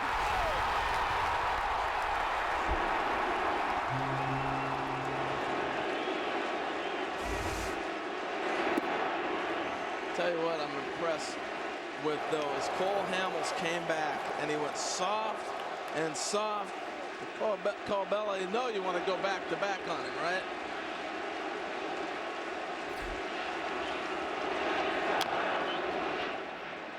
Pressure just keeps coming from this offense. You're out there on the mound. Cole Hamels executing all day long. The one time he makes a mistake in the middle, Blue Jays just do not miss.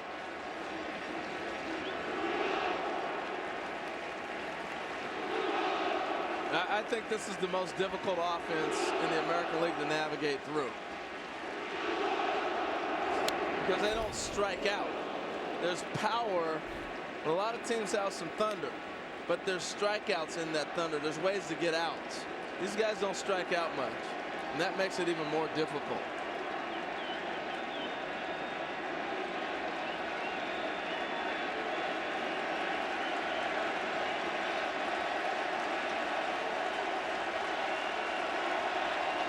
A 1-2 to Tulowitzki. 2 balls, 2 strikes. Tell you what, did that one swing wake this joint up or what? Woo-hoo. Mercy. Well, now it's really a manager's game, and Aaron Sanchez was throwing in the bullpen like he's coming into this game with the right-handers due up for Texas.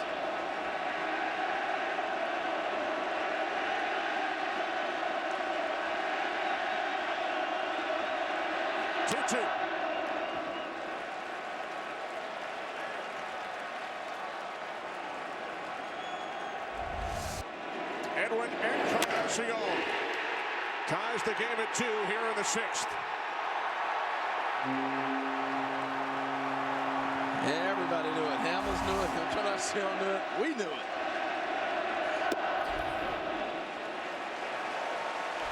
It's one of those home runs. If you had your eyes closed, you knew it was a home run. Yeah, it sounded that good. was loud. It sounded good, didn't it? Woo.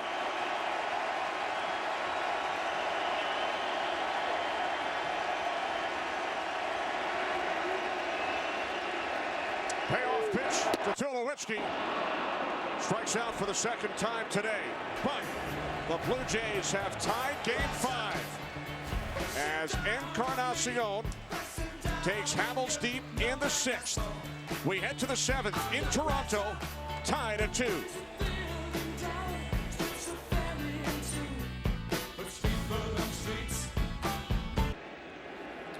24-year-old Marcus Stroman, the Duke grad, threw 98 pitches in his 2nd start of this series, allowed 2 runs on 6 hits in 6 innings. And now coming out of the bullpen for the 5th time in this series. He's pitched in every game.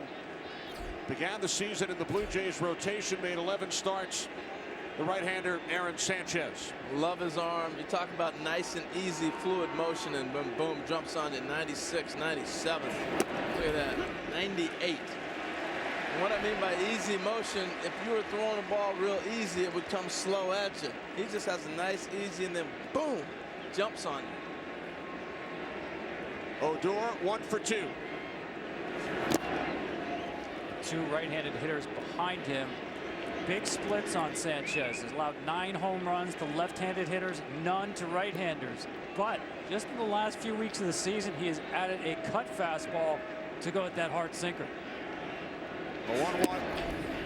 Now 2 balls, 1 strike. 100 miles an hour. Triple digits. I tell you what, I eliminate anything off speed with this guy. You can't even think about it.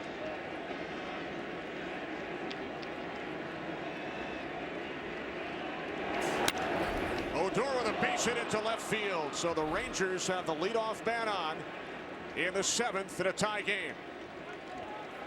What? That's why you got to have movement, man. You can't, no matter how hard you're throwing, it's hard to throw a fastball by a big leaguer that can hit a fastball. This is about 98 to 100, same thing. And he just smokes it to left. Pretty hitting. Second hit of the game for Odor. Here's the number 9 hitter, Jimenez. He does have 4 sacrifice hits this season. Infield hit back in the 5th, struck out in the 2nd. Donaldson in at 3rd, creeping even closer as Jimenez lays down the bunt.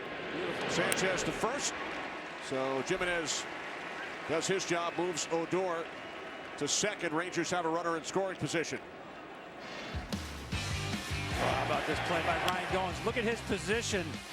He's like Dustin Pedroia 2.0, where he'll jump before the ball as the ball's being thrown to the plate, save a run, and then the run ties the game by Encarnacion. Defense, offense. It's almost like a tennis player returning serve. Jumps up in the air, lands on the balls of his feet. Every pitch. StatCast powered by Amazon Web Services.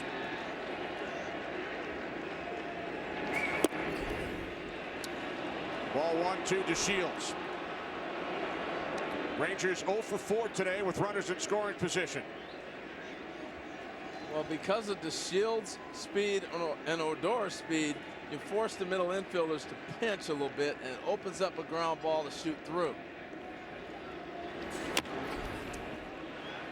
Here's Donaldson charging, barehands it, and makes the play. Wow, what a play. That was beautiful. This ball actually kicks behind him.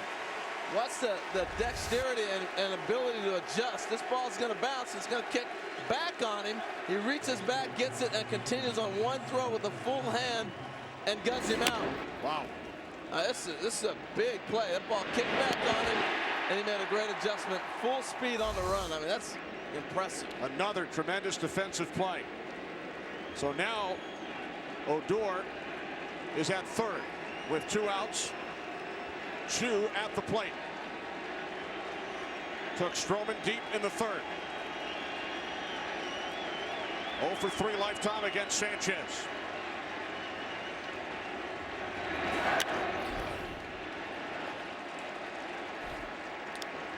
Downstairs to Ken Rosenthal. Ken.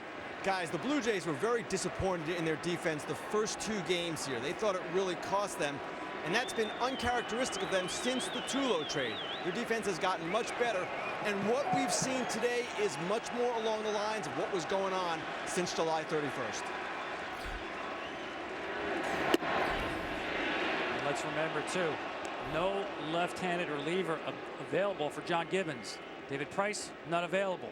Brett Cecil, injured. Aaron Luke, not available.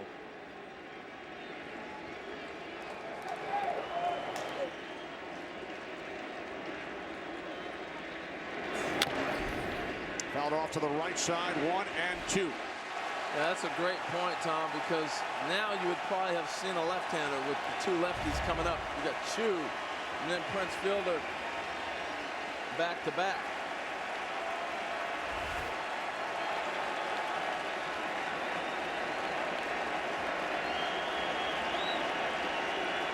I think you got to bring another about 98 or 100 and go up with it and see if Chu can catch up to it. Russell Martin's thinking the same thing.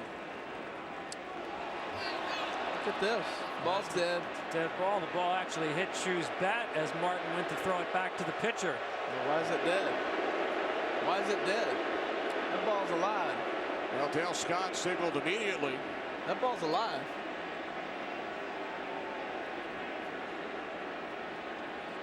Unless he thought that Chu crossed over the plate.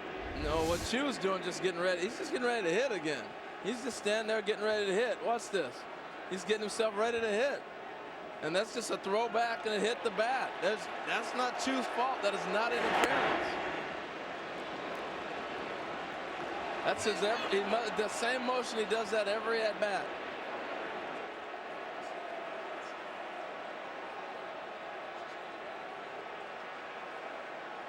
So that's.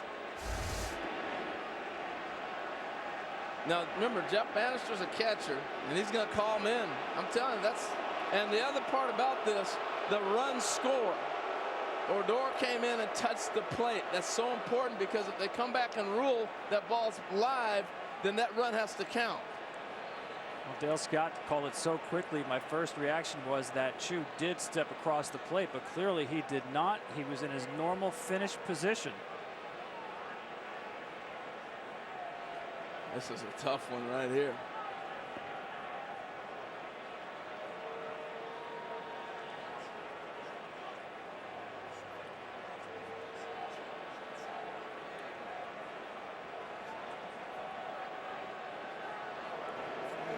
Now, the interesting thing here is you got two catchers that are managers. All right.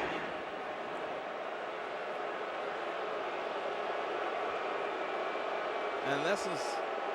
You see clearly, Chu was in the batter's box. Look, it's no different. In my mind, I could be totally wrong, but I don't think I am here. It's no different than if Russell Martin throws the ball down and the pitcher hits off the glove and he drops it. Or if he threw it and it hit off the back of his bat, he's got to score. And here he scores. That's a run score. I think that's the right call. I do too. It's incidental contact. And it's no different than if he threw the ball any other place. He just happened to hit the bat, and Chu did not intentionally interfere. And they are going crazy throwing everything in this place. Well, it is the right call. Rule 6.03 in the rule book. They got to get the players off the field. They're throwing beer cans, bottles, and everything on the field. If the batter interferes with the catcher's fielding or throwing by stepping out of the batter's box or making any other movement that hinders the catcher's play at home plate, the batter is ruled out, but that was not the case. He was in the batter's box, as you guys said. That's clearly a difference. I think it's the right call. And this is just an ugly scene right here from fans who have just made this place a tremendous place for baseball over the years, especially the last 2 months. And right now, embarrassing. Well, they can't be throwing stuff from the upper deck. You hit somebody else that is in the seats lower, that's going to do some serious damage. You're throwing beer bottles and everything else. But I'll get back to the field real quick. That play, they got the call right. They did. I don't see how you reverse it.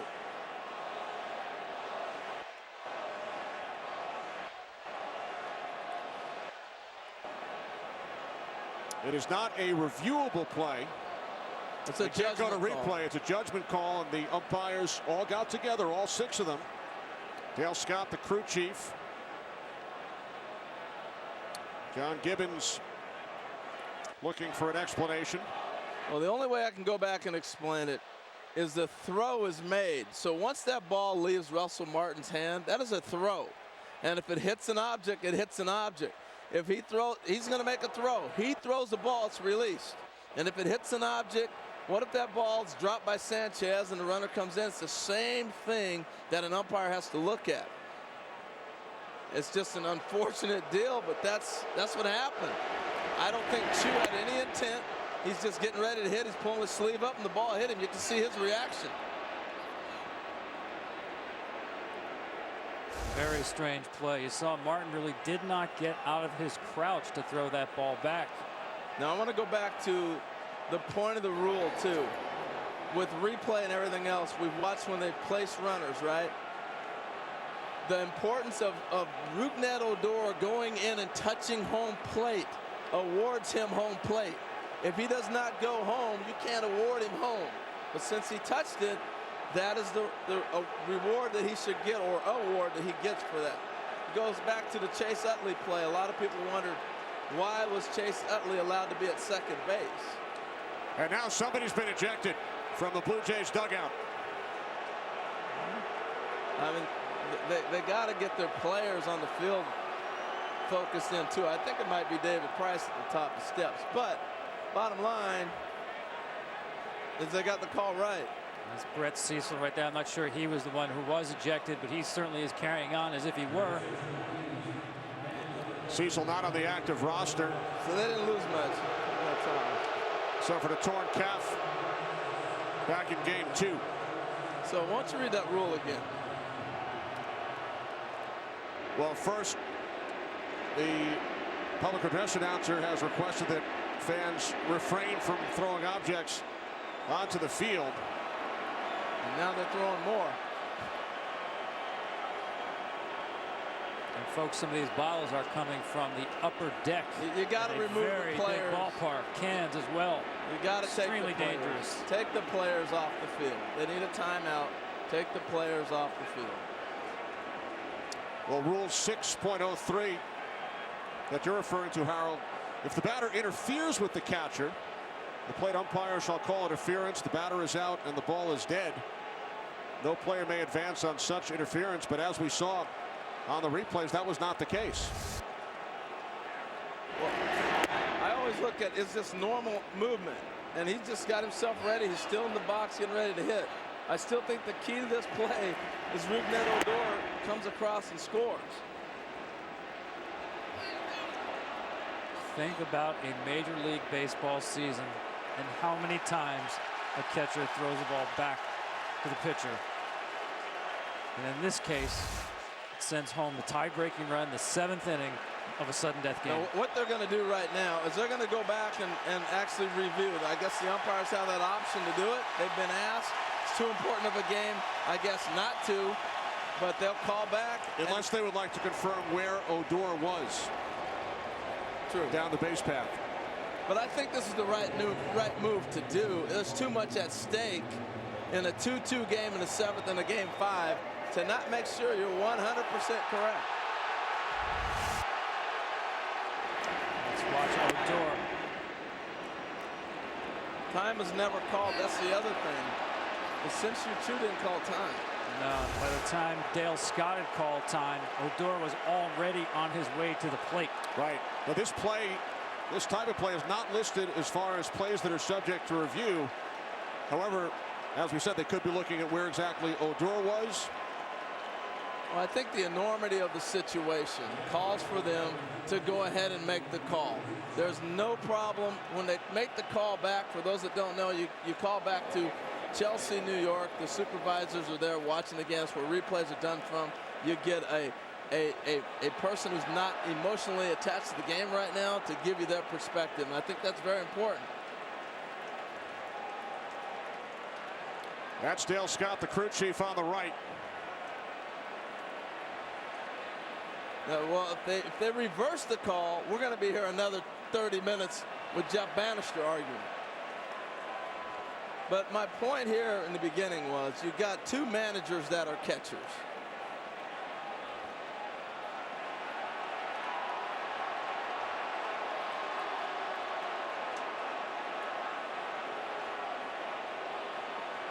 It's a crazy play. It is.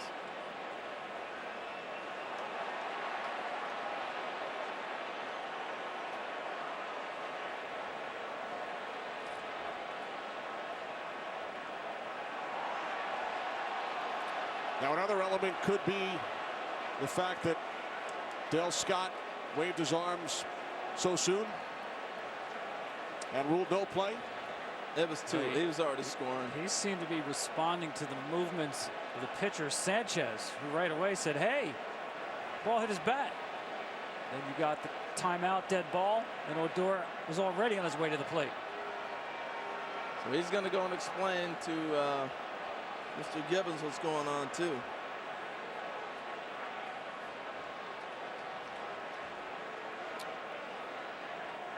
So here's manager John Gibbons looking for an explanation from Dale Scott. I don't think this. He said the batter's in the box still. I think he was saying the bat was not in the box. I think that's what they're looking at, whether the bat of Chu was extended beyond the batter's box. His feet were in the box. The game's under protest. That's what Dale Scott just called. not sure that's going to do them any good. Rule of a protest is you can only protest a rule that is improperly applied. You cannot protest a judgment call. Let's watch the bat of Chu. To me, that's in the box. And again, we've referred to Rule 6.03, and another element of that rule, reading from the Major League Rulebook, if the batter is standing in the batter's box and he or his bat is struck by the catcher's throw back to the pitcher, and the umpire's judgment there is no intent on the part of the batter to interfere with the throw, the ball is alive and in play. That's exactly what we've been talking about. It's no different in my mind if he throws the ball and it gets all the way to the pitcher and he drops it and it rolls away and the runner scores. Because once the ball's released, it doesn't matter at what point he releases the ball, he still threw it away. The ball's live, the ball's hot. And if Odor's in his natural motion and movements, since you Chu, and he's not intentionally interfering, you can't say there was any foul on his part. I know it's hard to hear, but that's the facts and that's the rules.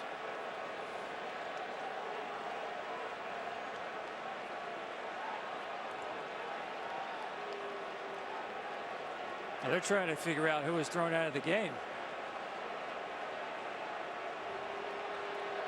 Well, I would have volunteered Brett Cecil. If I was somebody Blue Jays. not on the roster, I'd raise my hand right away. Yeah, you got me. An error has been charged to Russell Martin on the throw, which hit Chu's bat, allowing Odor to score. People got to quit throwing beer cans out of the upper decks. You're hitting people down below. Someone in the first row just got hit by a beer can from the upper deck. Or from anywhere, not just the upper deck. Got babies down there, little kids. That's sad. Come on, people, let's get it together.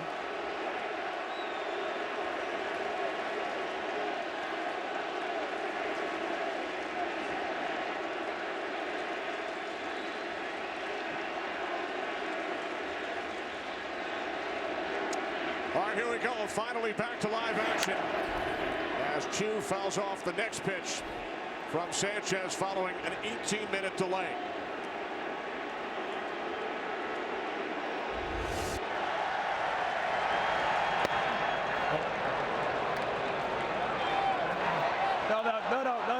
No.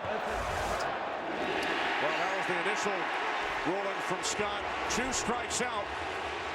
Rangers have taken the lead in the most bizarre fashion.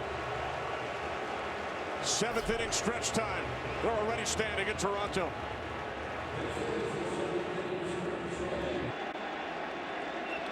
Bottom of the 7th inning in Toronto. Russell Martin, who was charged with the error which led to the go-ahead run.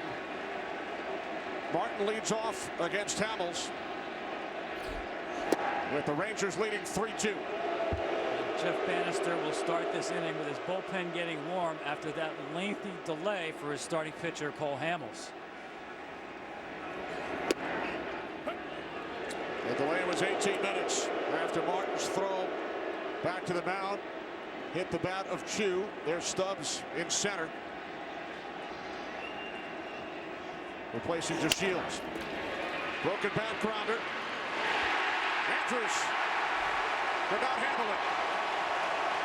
Leadoff man on for the Blue Jays in the bottom of the 7th. That's the speed of Russell Martin. Not a lot of catchers run very well. Forces Andrews to have to hustle. He just misplayed it. He doesn't miss many balls. Yeah, he just clanked it. He had time. See, he closed the glove early, off the heel.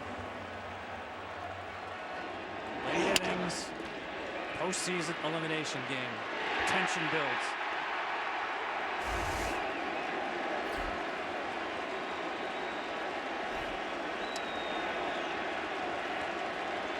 So an error committed by Andrews. Here's Pilar, who has struck out twice today. Rip foul down the left field line. It's a big error with Andrews right there, because it does.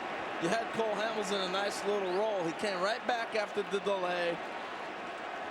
And that you get that quick out early. It keeps the crowd out of it and everything. That was a big error.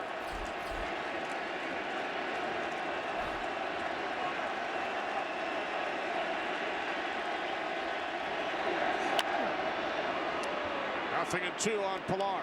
Well, and they're going for the juggler right now. You got Justin Smoke out on the on-deck circle, hit for Goins. So they're going to make a move. I thought maybe you might see Pilar move him a little bit, but that's not going to be the case. Moving meaning move the runner, not the case here.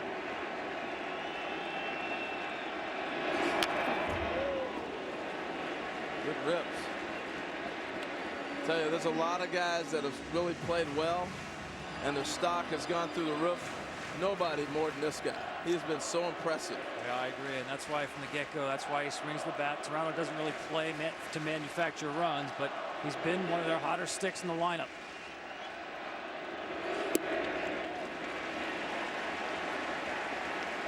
We've watched him have some power. We've shown the speed, the great defense, throw. He's done it all in the 4 and almost 5 games now in this series.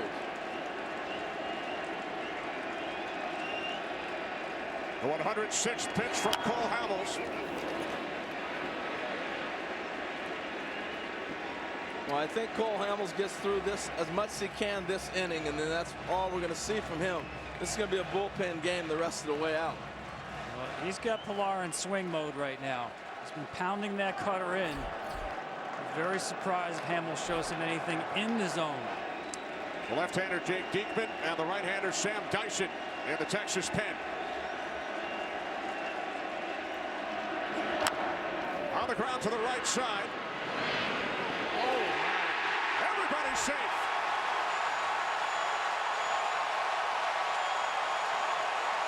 Oh, my. You got the left-handed first baseman. He's got the easy throw for the force. And Moreland just shanked it.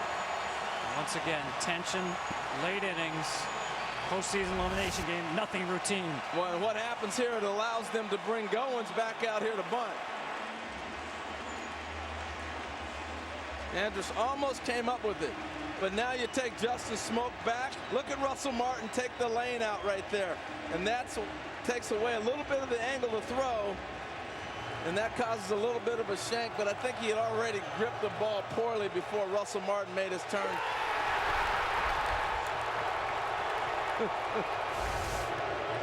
Two errors in the inning. First Andrus, and then Moreland. And the point is, they've taken Justin Smoke back, and now you manufacture. You bring Goins, it leaves Goins in the game to drop the bunt.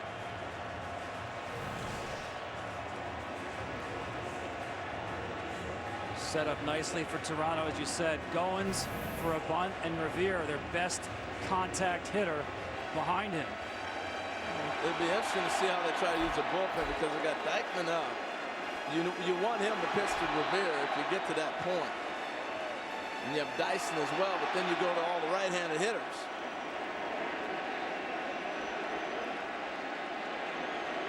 Goins 0 for 15 in the series, but he's made some tremendous defensive plays. 2 on, nobody out. A 7th inning you'll never forget. He wants Beltre to field this bunt.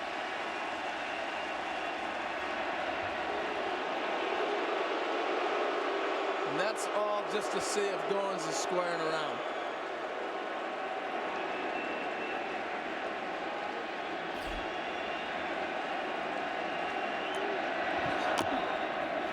Bunted foul, 0-1. And you're right, Tom. The execution here is to push that ball to third base. Well, Texas did put the wheel play on. Beltre charges hard. Andrews covers third. Yeah, but I could also run a fake wheel play here to try to get the pick off at second base. Now we'll get a runner from Martin. Dalton Pompey, the local native, Mississauga. A lot of teams, once they show that wheel play with the shortstop vacating, they'll have the shortstop break early and move the second baseman in behind on a timed pickoff play. Pompey has to be careful not to leave too soon to cheat. Even if they have a wheel play on, if you're Goins and you're the bunter, All you got to do is deaden that ball in front of home plate and still bunt it to third base and make them field it. After back-to-back errors, I'd be surprised if they take a gamble to throw and try to get the lead runner. So Pompey takes his lead off second. Pilar off first. The 0-1 to Goins. Bunted. Beltran goes to third. Oh my gosh. Bases loaded. He dropped it.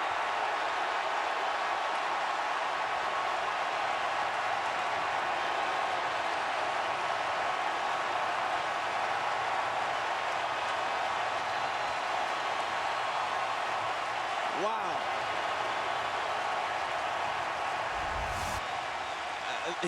Took great execution. Look at Beltran, the spin, perfect throw, and Andrus just dropped it. He just dropped it.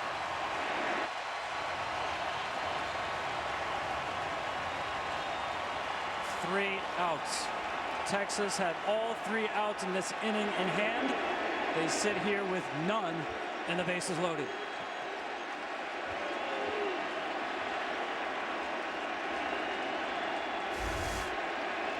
Wow.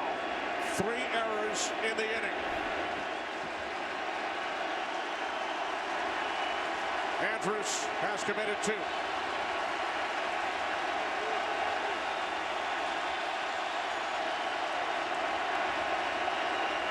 Ben Revere with the bases loaded. Infield in. 1-run game. Strike 1. That's where Revere's speed comes into play. Look, if you're Cole Hamels right here, you got to get a strikeout. Ben Revere puts the ball in play. It's a run. So this is where you're looking to get a strikeout, and then hopefully you can get to Donaldson, maybe get through it. If you're Ben Revere, you got to just put the ball in play.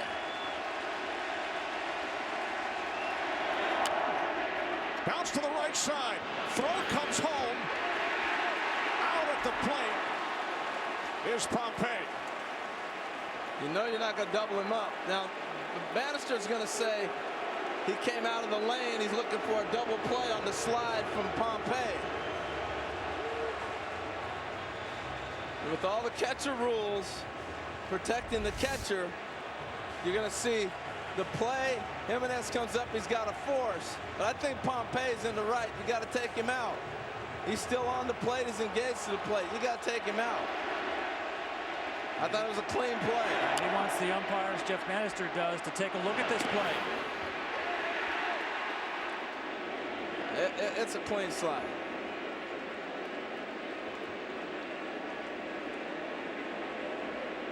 If this was at second base, you want to be within being able to touch the base. He's within being able to touch the plate. And now the catcher becomes another infielder for me. It's a double play ball. I'm sorry. That's the dichotomy between how the middle infield and the plate are treated. Catcher has protection where he cannot be targeted.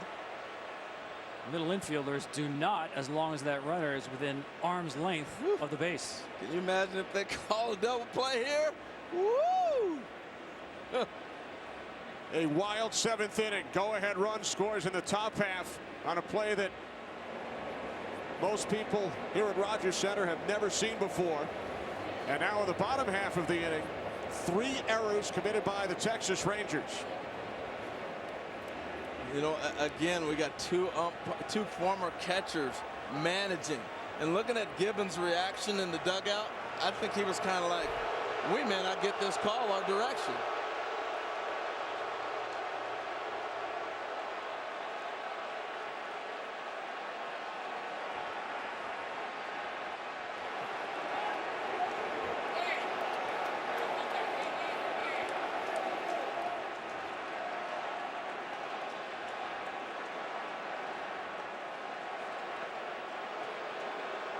One more look from above.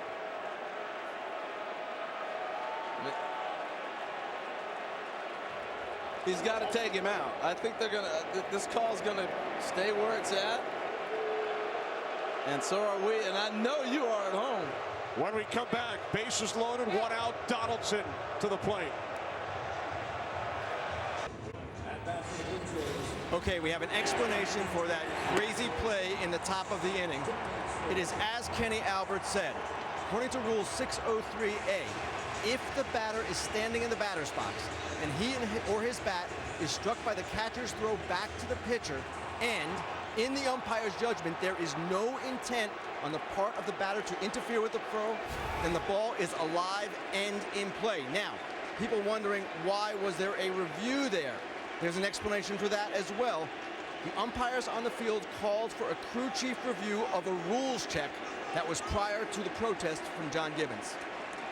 All right, thanks very much, Ken. Bases loaded, one out. Sam Dyson on to face Josh Donaldson. The right-hander out of the Rangers pen, ball one. And all the Rangers are doing right here, trying to look to get a double play ball. That's going to be difficult for the middle infielders because Revere has a tremendous lead at first and will be on top of the middle infielders very quickly, trying to turn two.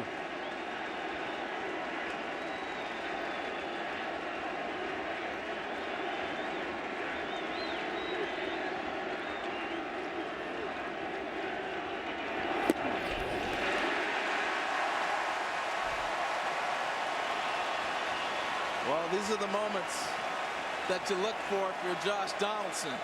You're sitting 2-0. It's the clincher.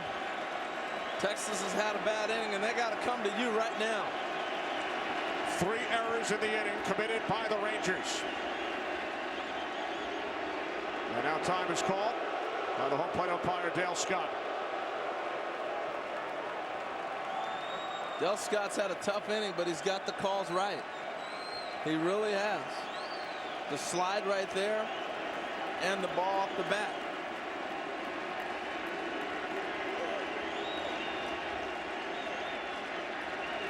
The 2-0 of Bloom. Over the glove of Odor. Pilar scores. And the Rangers get the out at second. Boy, they got the force at second, but that shows you how strong Donaldson is. But I don't know why Odor didn't turn and run and get it. That's one of those balls that fooled you. Exactly right. It fooled him. And Revere turns his back on the baseball, so he's not able to get to second base. Here's the ball directly over his head, backpedaling, but just beyond him, and recovers in time for the force at second base. But on Revere's point, he's got a huge lead where he's at right there. If Odor catches it, he's thinking I'm doubled up.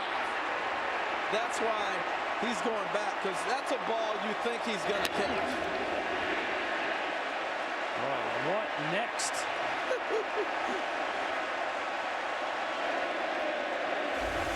What an inning. We are tied at 3. Dyson to Bautista. Are we tied? Oh my goodness. Oh, what a game, huh? What an inning.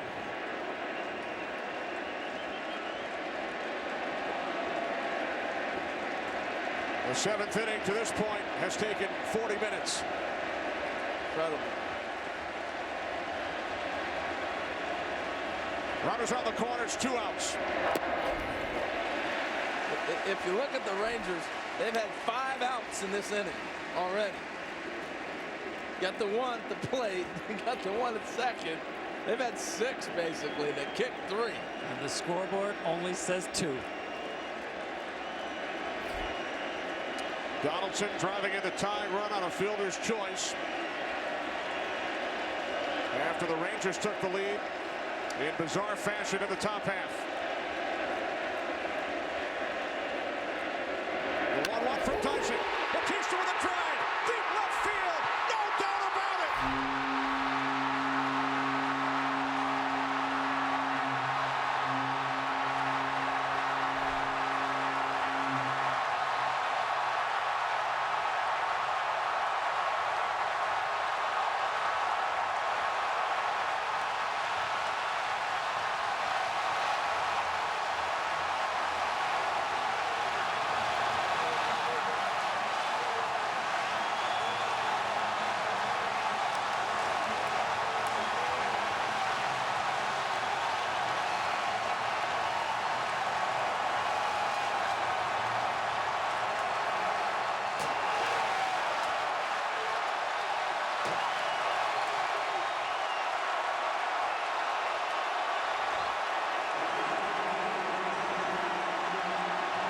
You can only flirt with fire for so long,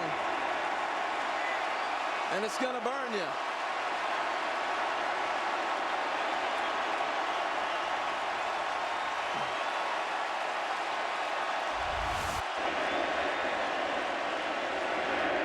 He knew it, no doubt about it.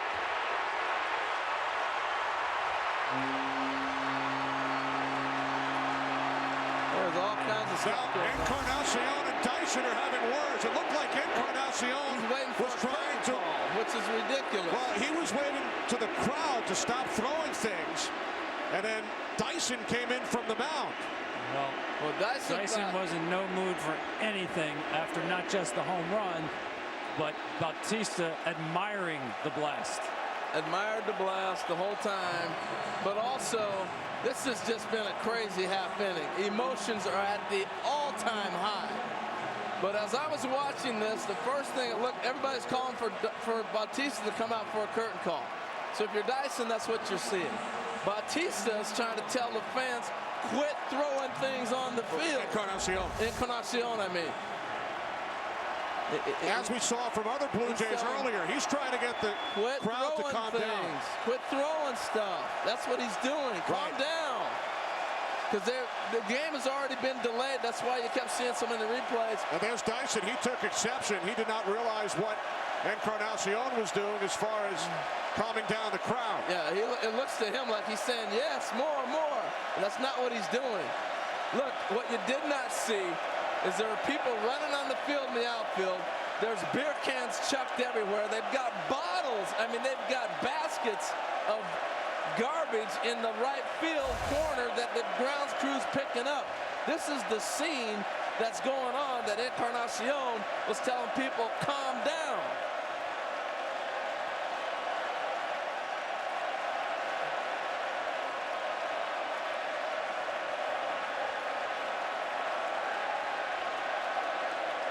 Can't recall another baseball game where emotions ran so high, both sides and in the stands. Remember, the dugouts and bullpens had emptied in game 2 of this series here in Toronto. Well, I know Bautista hit a bomb, and it's a big one. But if I'm on the other side, that's got to hurt you. Absolutely. It just does. Especially the way this inning unfolded. You could see the tension in the way the Rangers kept mishandling the baseball. But what a 7th inning. One you will never forget.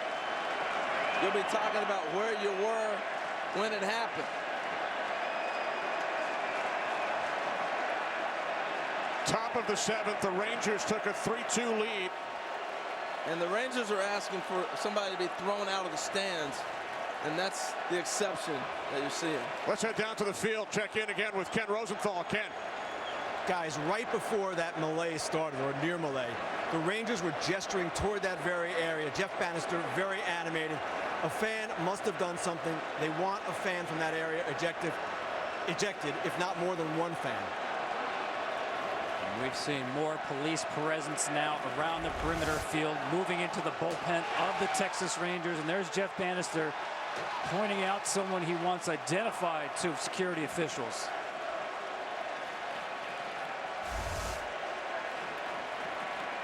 So hopefully security will take care of it. There's the Texas bullpen. Well, they've had to bring security back on the field. There's the drive by Bautista. 3-run shot. Second home run in the last 2 innings by the Blue Jays.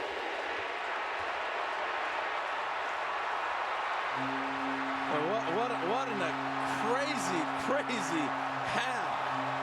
Bautista's starting to heat up. He's missed some balls on the inside. He got the base hit earlier.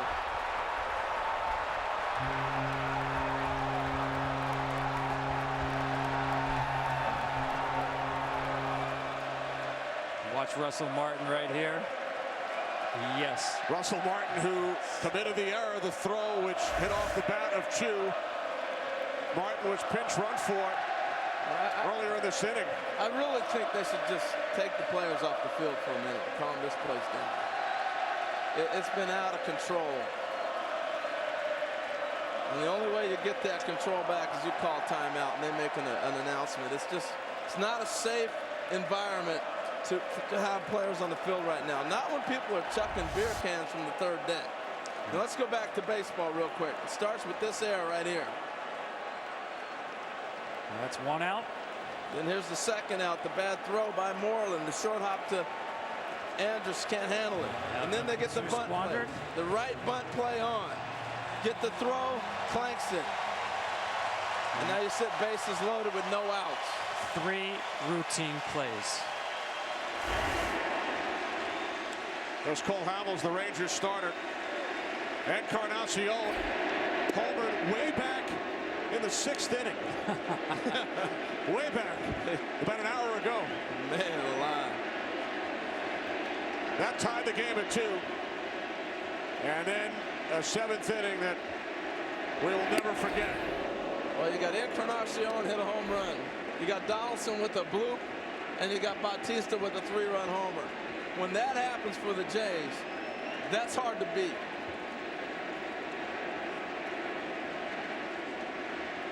The 3 Jays who combined for 120 home runs. And well over 300 runs batted in during the regular season. Jeff Bannister's Rangers won the first 2 games of this series here in Toronto. Blue Jays won the last 2 games when facing elimination, something that Toronto had never done in the history of the franchise. Encarnacion on at first. The inning continues. Well, other than Bautista's home run, death by 1,000 paper cuts. This offense here in the 7th inning.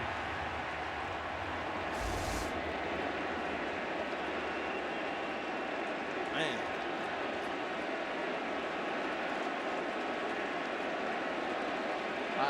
I don't think I've ever seen an inning like this. Never. Colabello, the 8th Blue Jay to bat here in the 7th. Base hit right field. Encarnacion to second.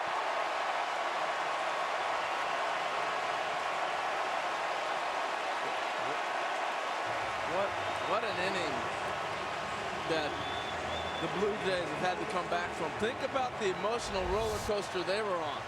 Well, I think too about the emotional roller coaster of Dyson. You know, brought into this game as a sinker ball pitcher. We talked about defending the home run of the Blue Jays. It was the right choice. A guy who had not allowed a home run as a Ranger to a right-handed batter. Well, Bautista changed that history. And the emotional roller coaster, well, it's hit bottom right now for Dyson. But he's got one more out to get. Got to get it.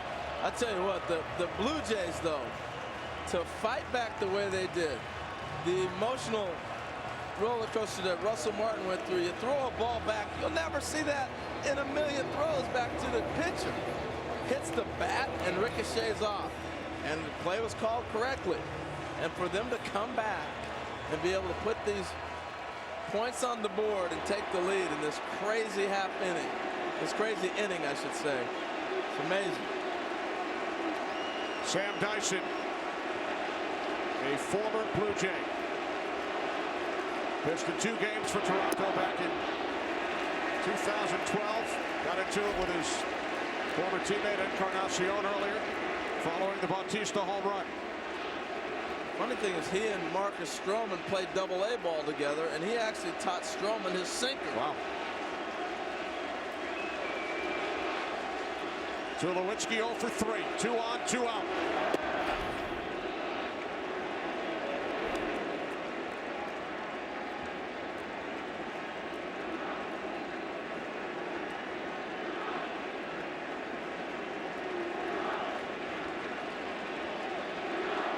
This entire ballpark, most of it, 90% of it, they're on their feet still.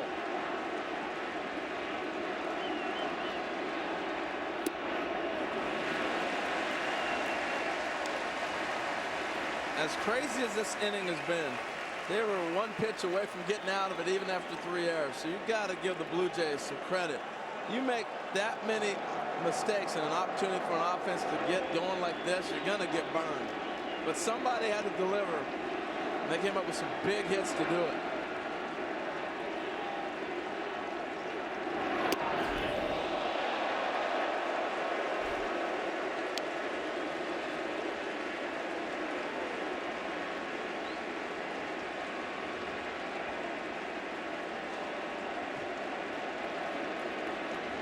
He got lost, didn't he?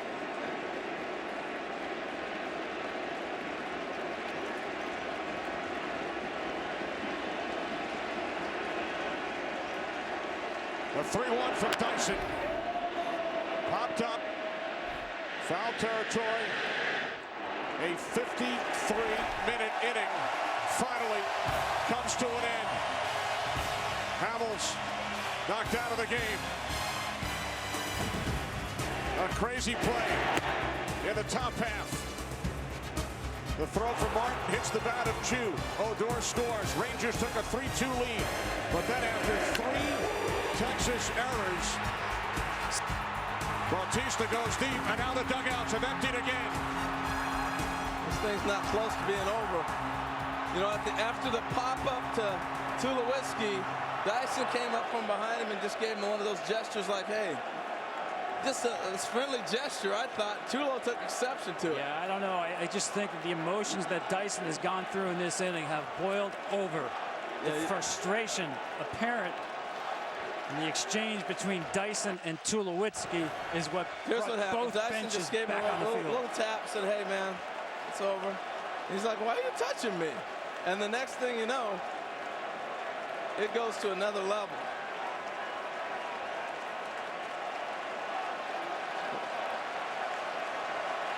So here it is, Dyson, the inning's over.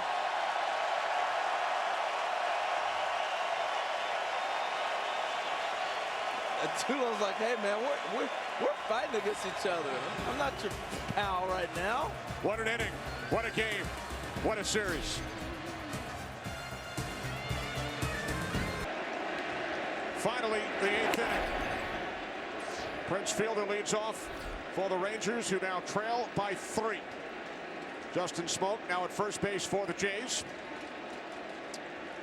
And behind the plate, Deanna Navarro. Fielder fouls one off down the left field line. 1-1.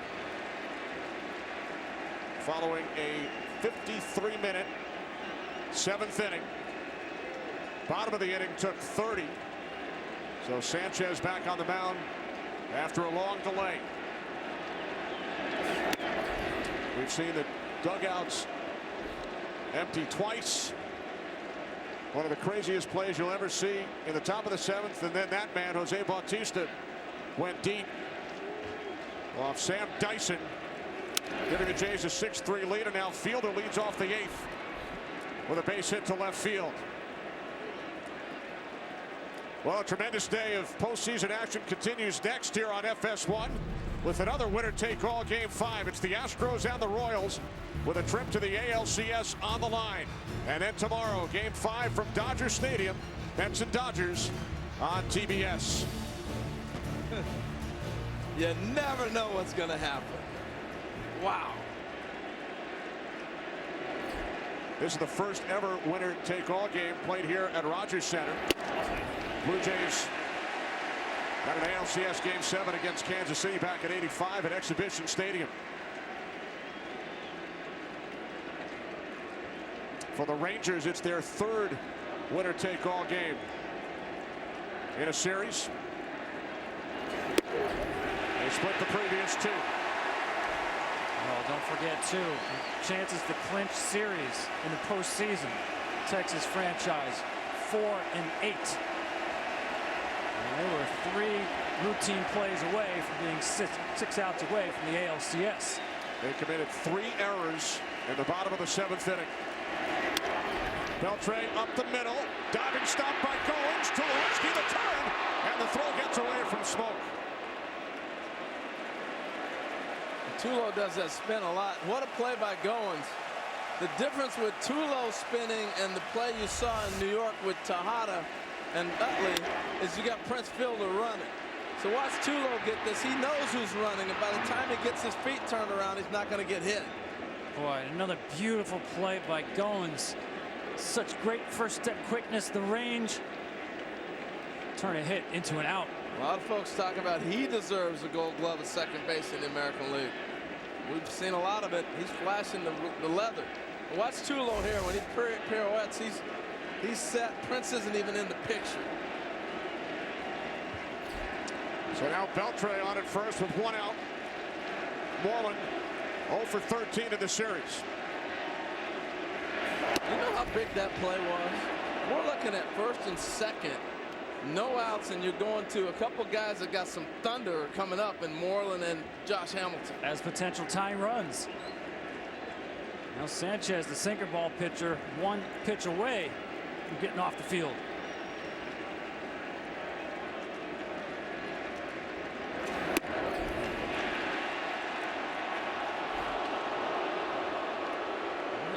This umpiring crew is not liked too well here tonight, but they've made the calls right. Well, remember too, no left-handed reliever available for Toronto. Moreland in the box, Josh Hamilton on deck.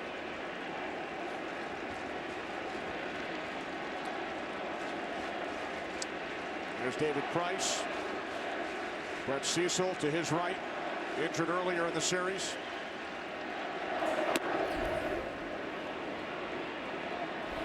We were thinking Brett Cecil was the guy that got tossed, so clearly he was not the player that got tossed out.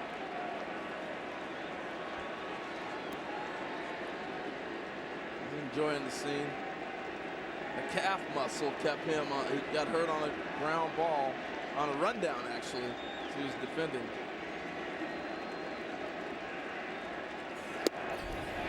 We are told it was Mark Burley who was ejected for coming out on the field because he is not on the postseason roster. He's come out 3 times, and so they kicked him out.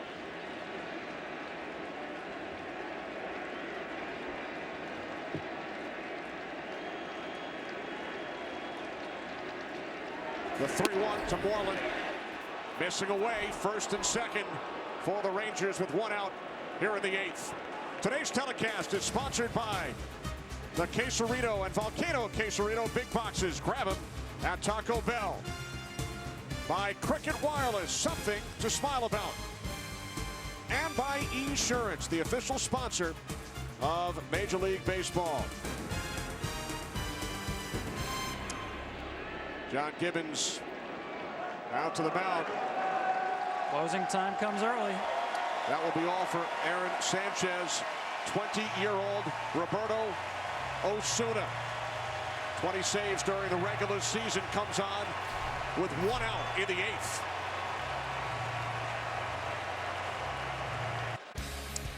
Our Geico in-game box score for the Texas Rangers, who had a 2-0 lead in this game. They led 3-2. Shin-Soo Choo with a homer in the 3rd inning. 2 hits for Odor. 2 on, 1 out. Potential tying run at the plate as the 20-year-old Osuna gets set to face Hamilton, who he struck out in game 2. This is most dangerous pitch right here, though. That first pitch to Josh Hamilton. Threw him a breaking ball. If that was a fastball, he was coming out of his shoes. That was the slider, his best pitch to neutralize lefties. A great changeup.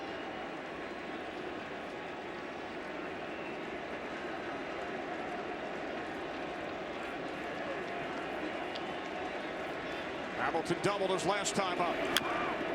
Fouled off to the right side, 0-2.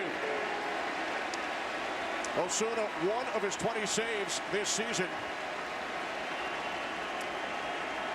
of at least 5 outs. A 6-out save back in June in Tampa. That was his first career save. Look, I like the move. You go with your guy right here. He's the best you got coming out of that pen. Go get it, big boy. It's yours. The 0-2 to Hamilton high. 1 ball, 2 strikes. John Gibbons had no choice. Talked about no left-handed relievers, and Sanchez had faced 4 left-handed hitters in this game. Retired only 1 of them. Osuna with Andrus on deck. Osuna, the youngest player in Major League Baseball. born in 1995.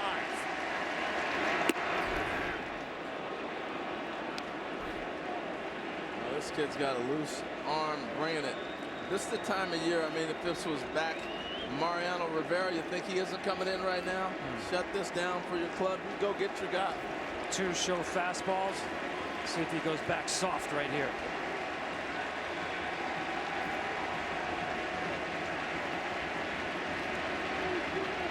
The 2-2 to Hamilton. He got a piece of it. I think he's doing him a favor right there, throwing a 90-mile-an-hour changeup. When you're throwing 97 and you come back and your changeup's 90. Yeah, that's the slider there. He hasn't shown him the changeup yet. Yeah, a little bit of a slider. And I think he wanted to backdoor that one and actually leaked over the plate.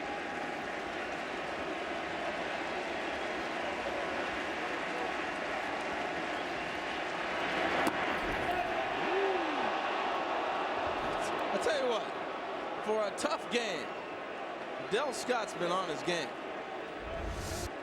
This ball's away. It's a good call, no call, down. Great take by Josh Hamilton.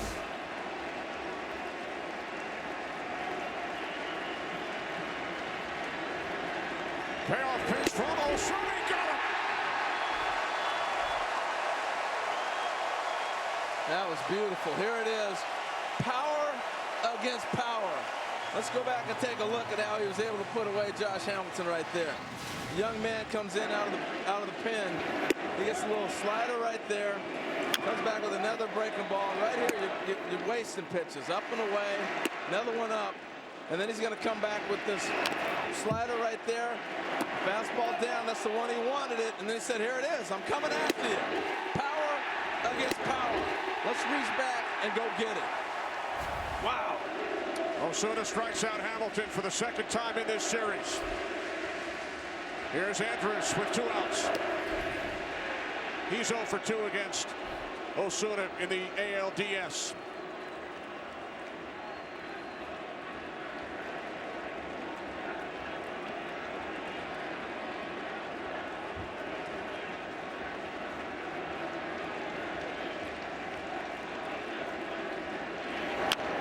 Foul back, 1-1. 20 years old and the kid gives away nothing. In a game that has gone absolutely haywire. People losing emotions. Game now in the hands of a 20-year-old kid. Looks like he's playing ball on a Saturday morning. Looking to become the second youngest pitcher in baseball history to record a postseason save. Don Gullett was 19 when he recorded a save back in 1970.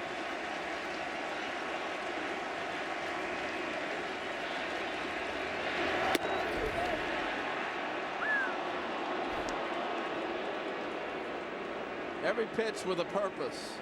And this is the other part about having Navarro in the game now, guiding him through the 2 catchers that have caught him most of the year, Russell Martin and now Navarro in the game, following their lead.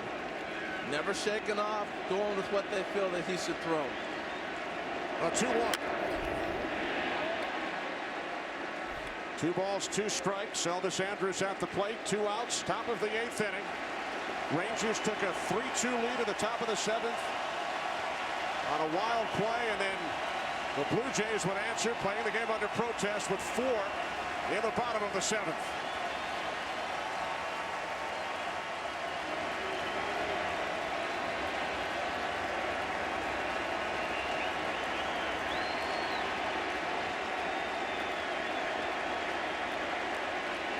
The 2-2.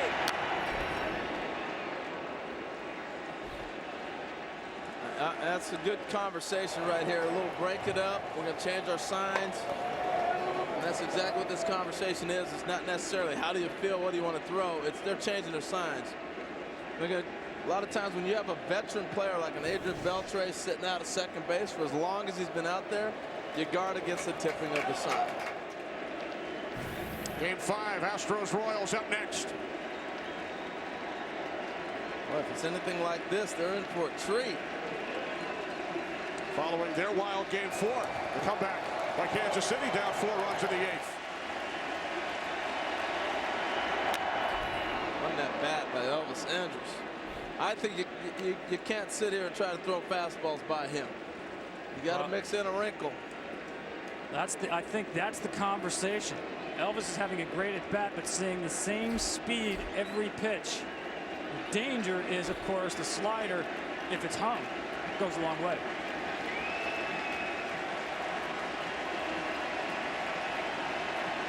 Seventh pitch of the at-bat. Osuna wins the battle.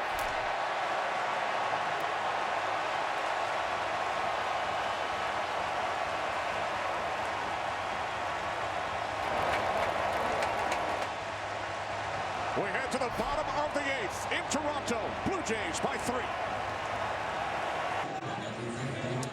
T-Mobile wants fans to share their passion. Be part of the biggest 7th inning stretch. Post your photos and videos with hashtag the Big 7th and hashtag contest for a chance to win tickets to World Series 4.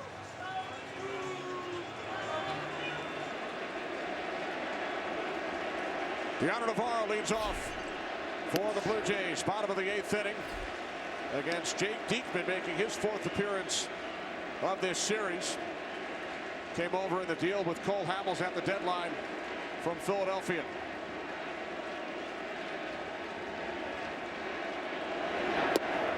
Remember they pinch ran Dalton Pompey for Russell Martin. And that's how Navarro got in the game. They're keeping score at home.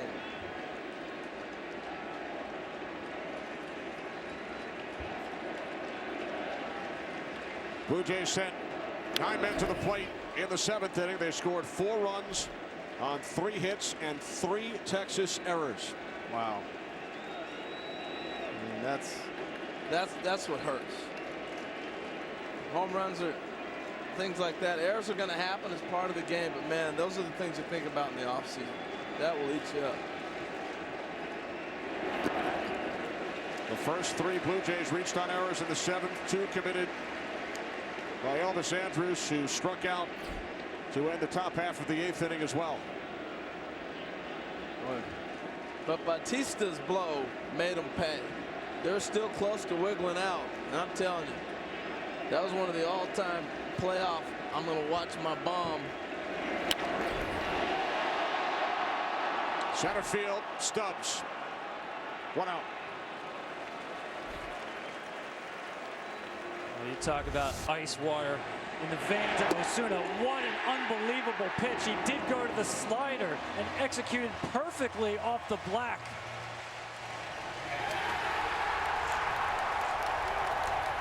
That's a lot of excitement from John Gibbons right there. That's as much as you'll get from John Gibbons. John Gibbons is one cool customer, man. He really is. He is one cool cat. John Gibbons, who last participated in a postseason series in the major leagues in 1986 when he was the bullpen catcher for the New York Mets. What happened in '86? Game 6 was a fairly wild game. World Series. Now, while all that was going on, that crazy inning in '86, what was John Gibbons doing? He was catching Dwight Gooden in the bullpen. With horses in the bullpen at Shea Stadium with him, protecting people from going on the field in the event of Boston winning. So Dwight was popping the mitt in the bullpen, and every time he popped the mitt, the horses would jump. So John that Gibbons, was not an easy bullpen session. John Gibbons, in a way, a part of that inning and the 7th inning in this game. As Pilar flies out to Stubbs, 2 away. Well, T-Mobile wants fans to share their passion, be part of the biggest 7th inning stretch. Post your photos and videos with hashtag the Big 7th and hashtag contest for a chance to win tickets to World Series Game 4. Tell you guys, before the game, we were asking Jeff Bannister, what do you need for Cole today? And what was his answer? We get 4 runs, we're good. They had their defense in. Goins fouls out to Andrus to end the inning. We head to the 9th in Game 5. Odor, Jimenez, Stubbs due up for Texas. Game 5, American League Division Series. We head to the 9th. Blue Jays with 4 runs in the bottom of the 7th to take the lead. And now Roberto Osuna, who struck out Hamilton and Andrews to end the 8th, will try and close things out. Facing Rougned Odor leading off for the Rangers. Here in the top of the 9th inning, he has 2 hits today. This kid has been incredible too. Talking about Osuna, the series that Odor has had, amazing.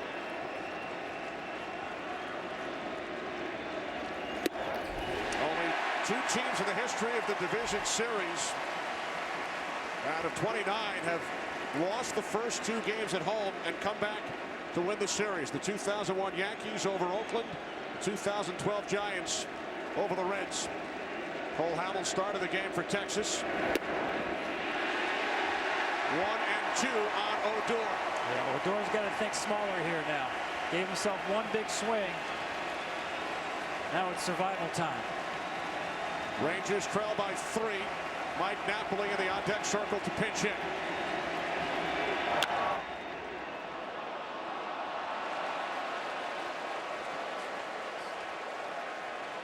Today's Bank of America play of the game. We take you back to the bottom of the 7th inning.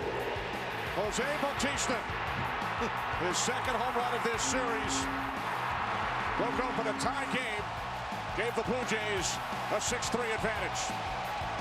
That was just dirty. That's one of the nastiest bat flips you'll ever see.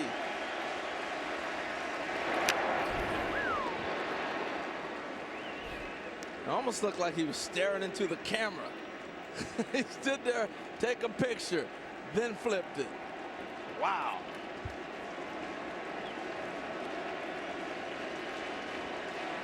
That's the baseball equivalent in basketball. It's posterizing your opponent. He ain't lying. Wow.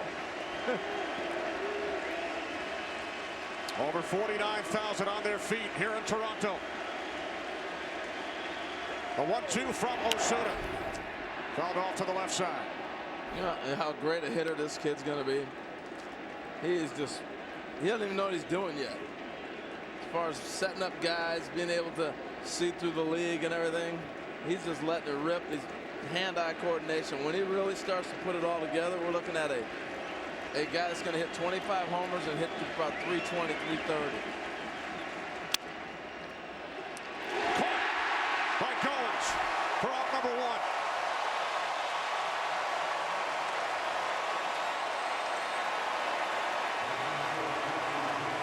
Took a little off of this. Got him out in front. That's why you heard that funny sound. Sounds like he broke the bat. Got him to reach on something.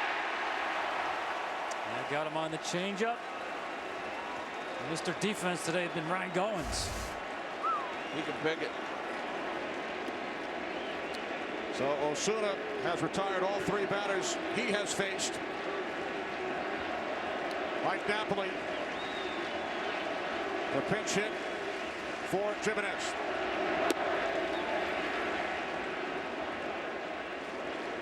The Blue Jays have not won a postseason game at home since October of '93.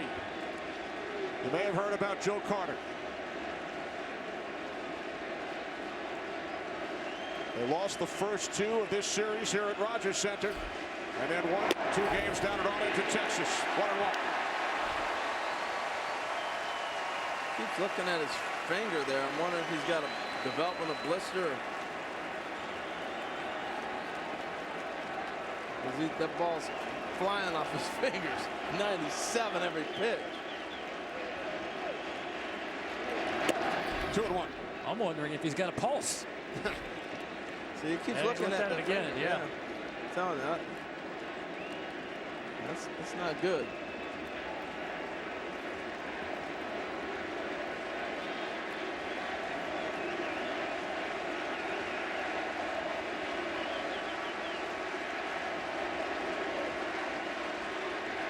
A 2-1. And Napoli drives this one into the left field corner. Foul ball. Well, I thought that was fair. Wow. Napoli's saying I think it's fair. Call made by the left field umpire Alfonso Marquez. Foul ball. It's Not foul. much room down there, but it found the foul territory. Tell you got to give credit where credit's due. This umpiring crew, for the 5 games we've had them, have been really good. They've been good on the plate, on the bases, and some controversial calls today. They nailed them without the review. Well, I like the way they've worked together as a team. Getting together, no egos in the way. Get it right, job one. They've done that. And had to keep the peace on 3 brawls in this series.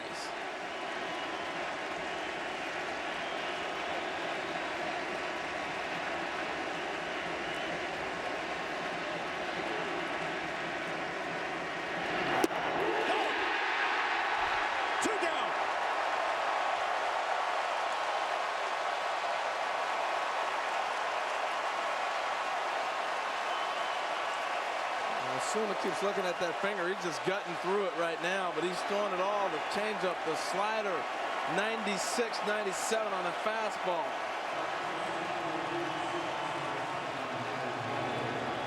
Texas Rangers down to their final out. Will Venable to pinch hit.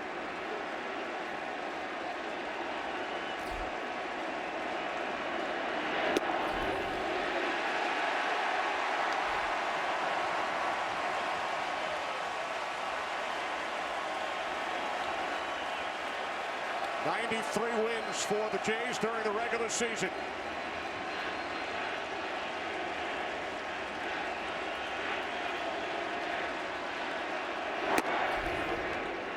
He gets this final out, the roof is going to blow off this place. My goodness.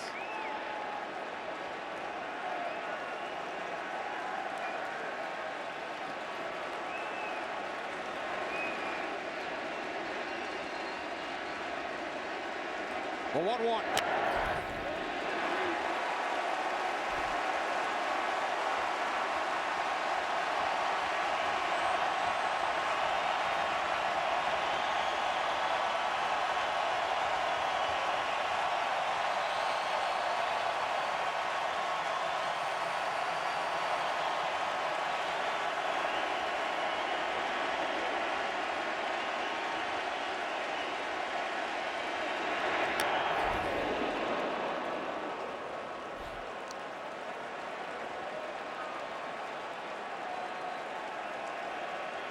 He's just reaching back straight cheddar. Here it is.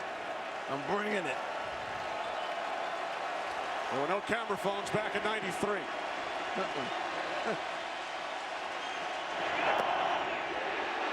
Off the plate.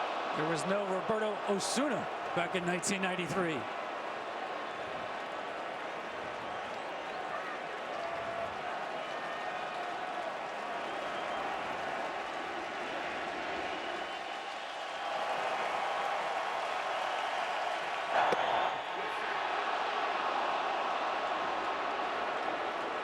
Tell you, man, I gotta give Dale Scott some props. You know how tough that is not to call that pitch right there?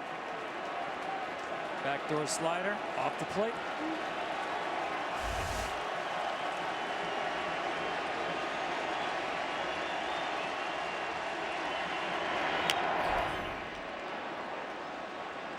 Tell you what, the Rangers didn't die though. Every at bat this half inning.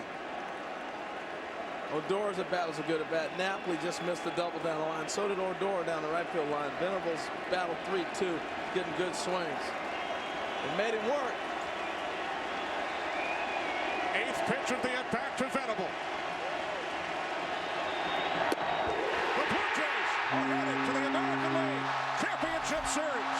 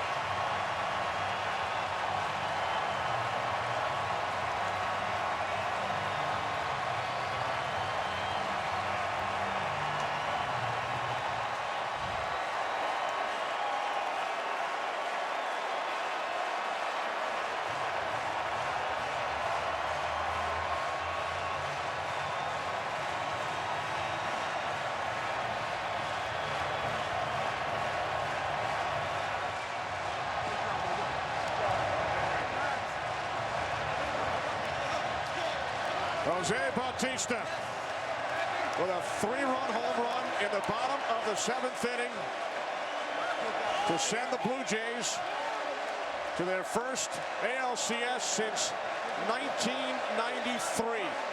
A wild game. It took 3 hours, 37 minutes, including a 43-minute inning and then a 53-minute 7th inning that will go down in baseball history. I have seen postseason games with beanball wars. I've seen postseason games with a fight in the bullpen in Fenway Park. I've seen a brawl between the Yankees and the Red Sox, but I've never seen the kind of raw emotion in a game like we saw today.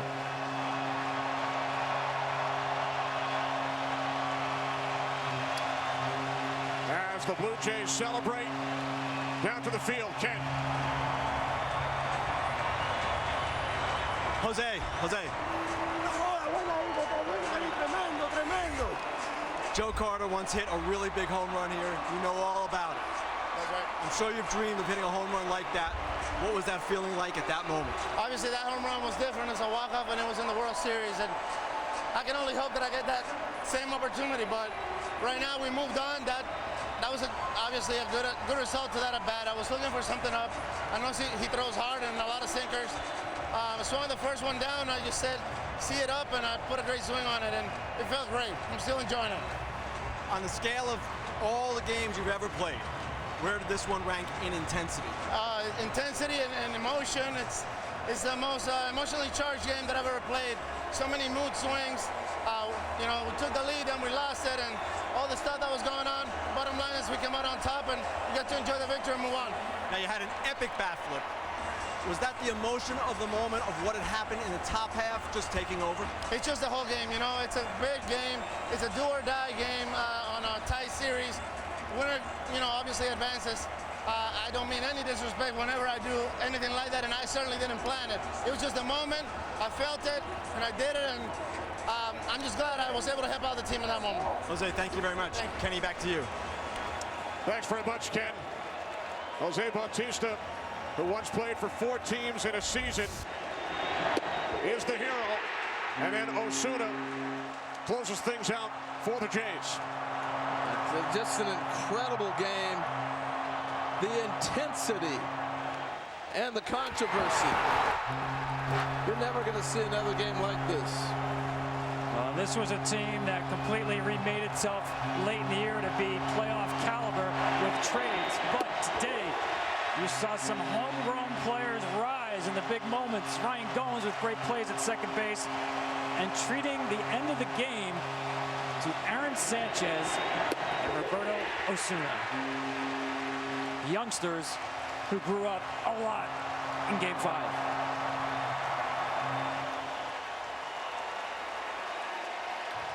The Blue Jays continue to celebrate as they move on to the ALCS.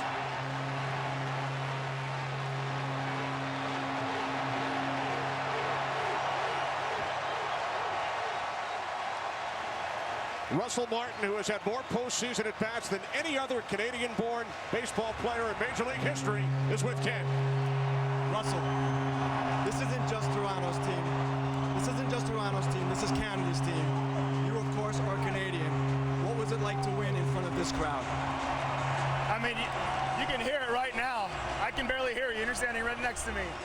Unbelievable feeling. I mean, unbelievable energy from the fans. This is awesome.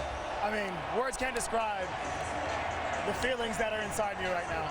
That crazy play in the top of the 7th when Odor scored the run. How did you see it? You know, I really didn't see his hand out there. I just, you know, caught the ball, throw it back very casually, and it hit his bat. And then next thing you know, run scores.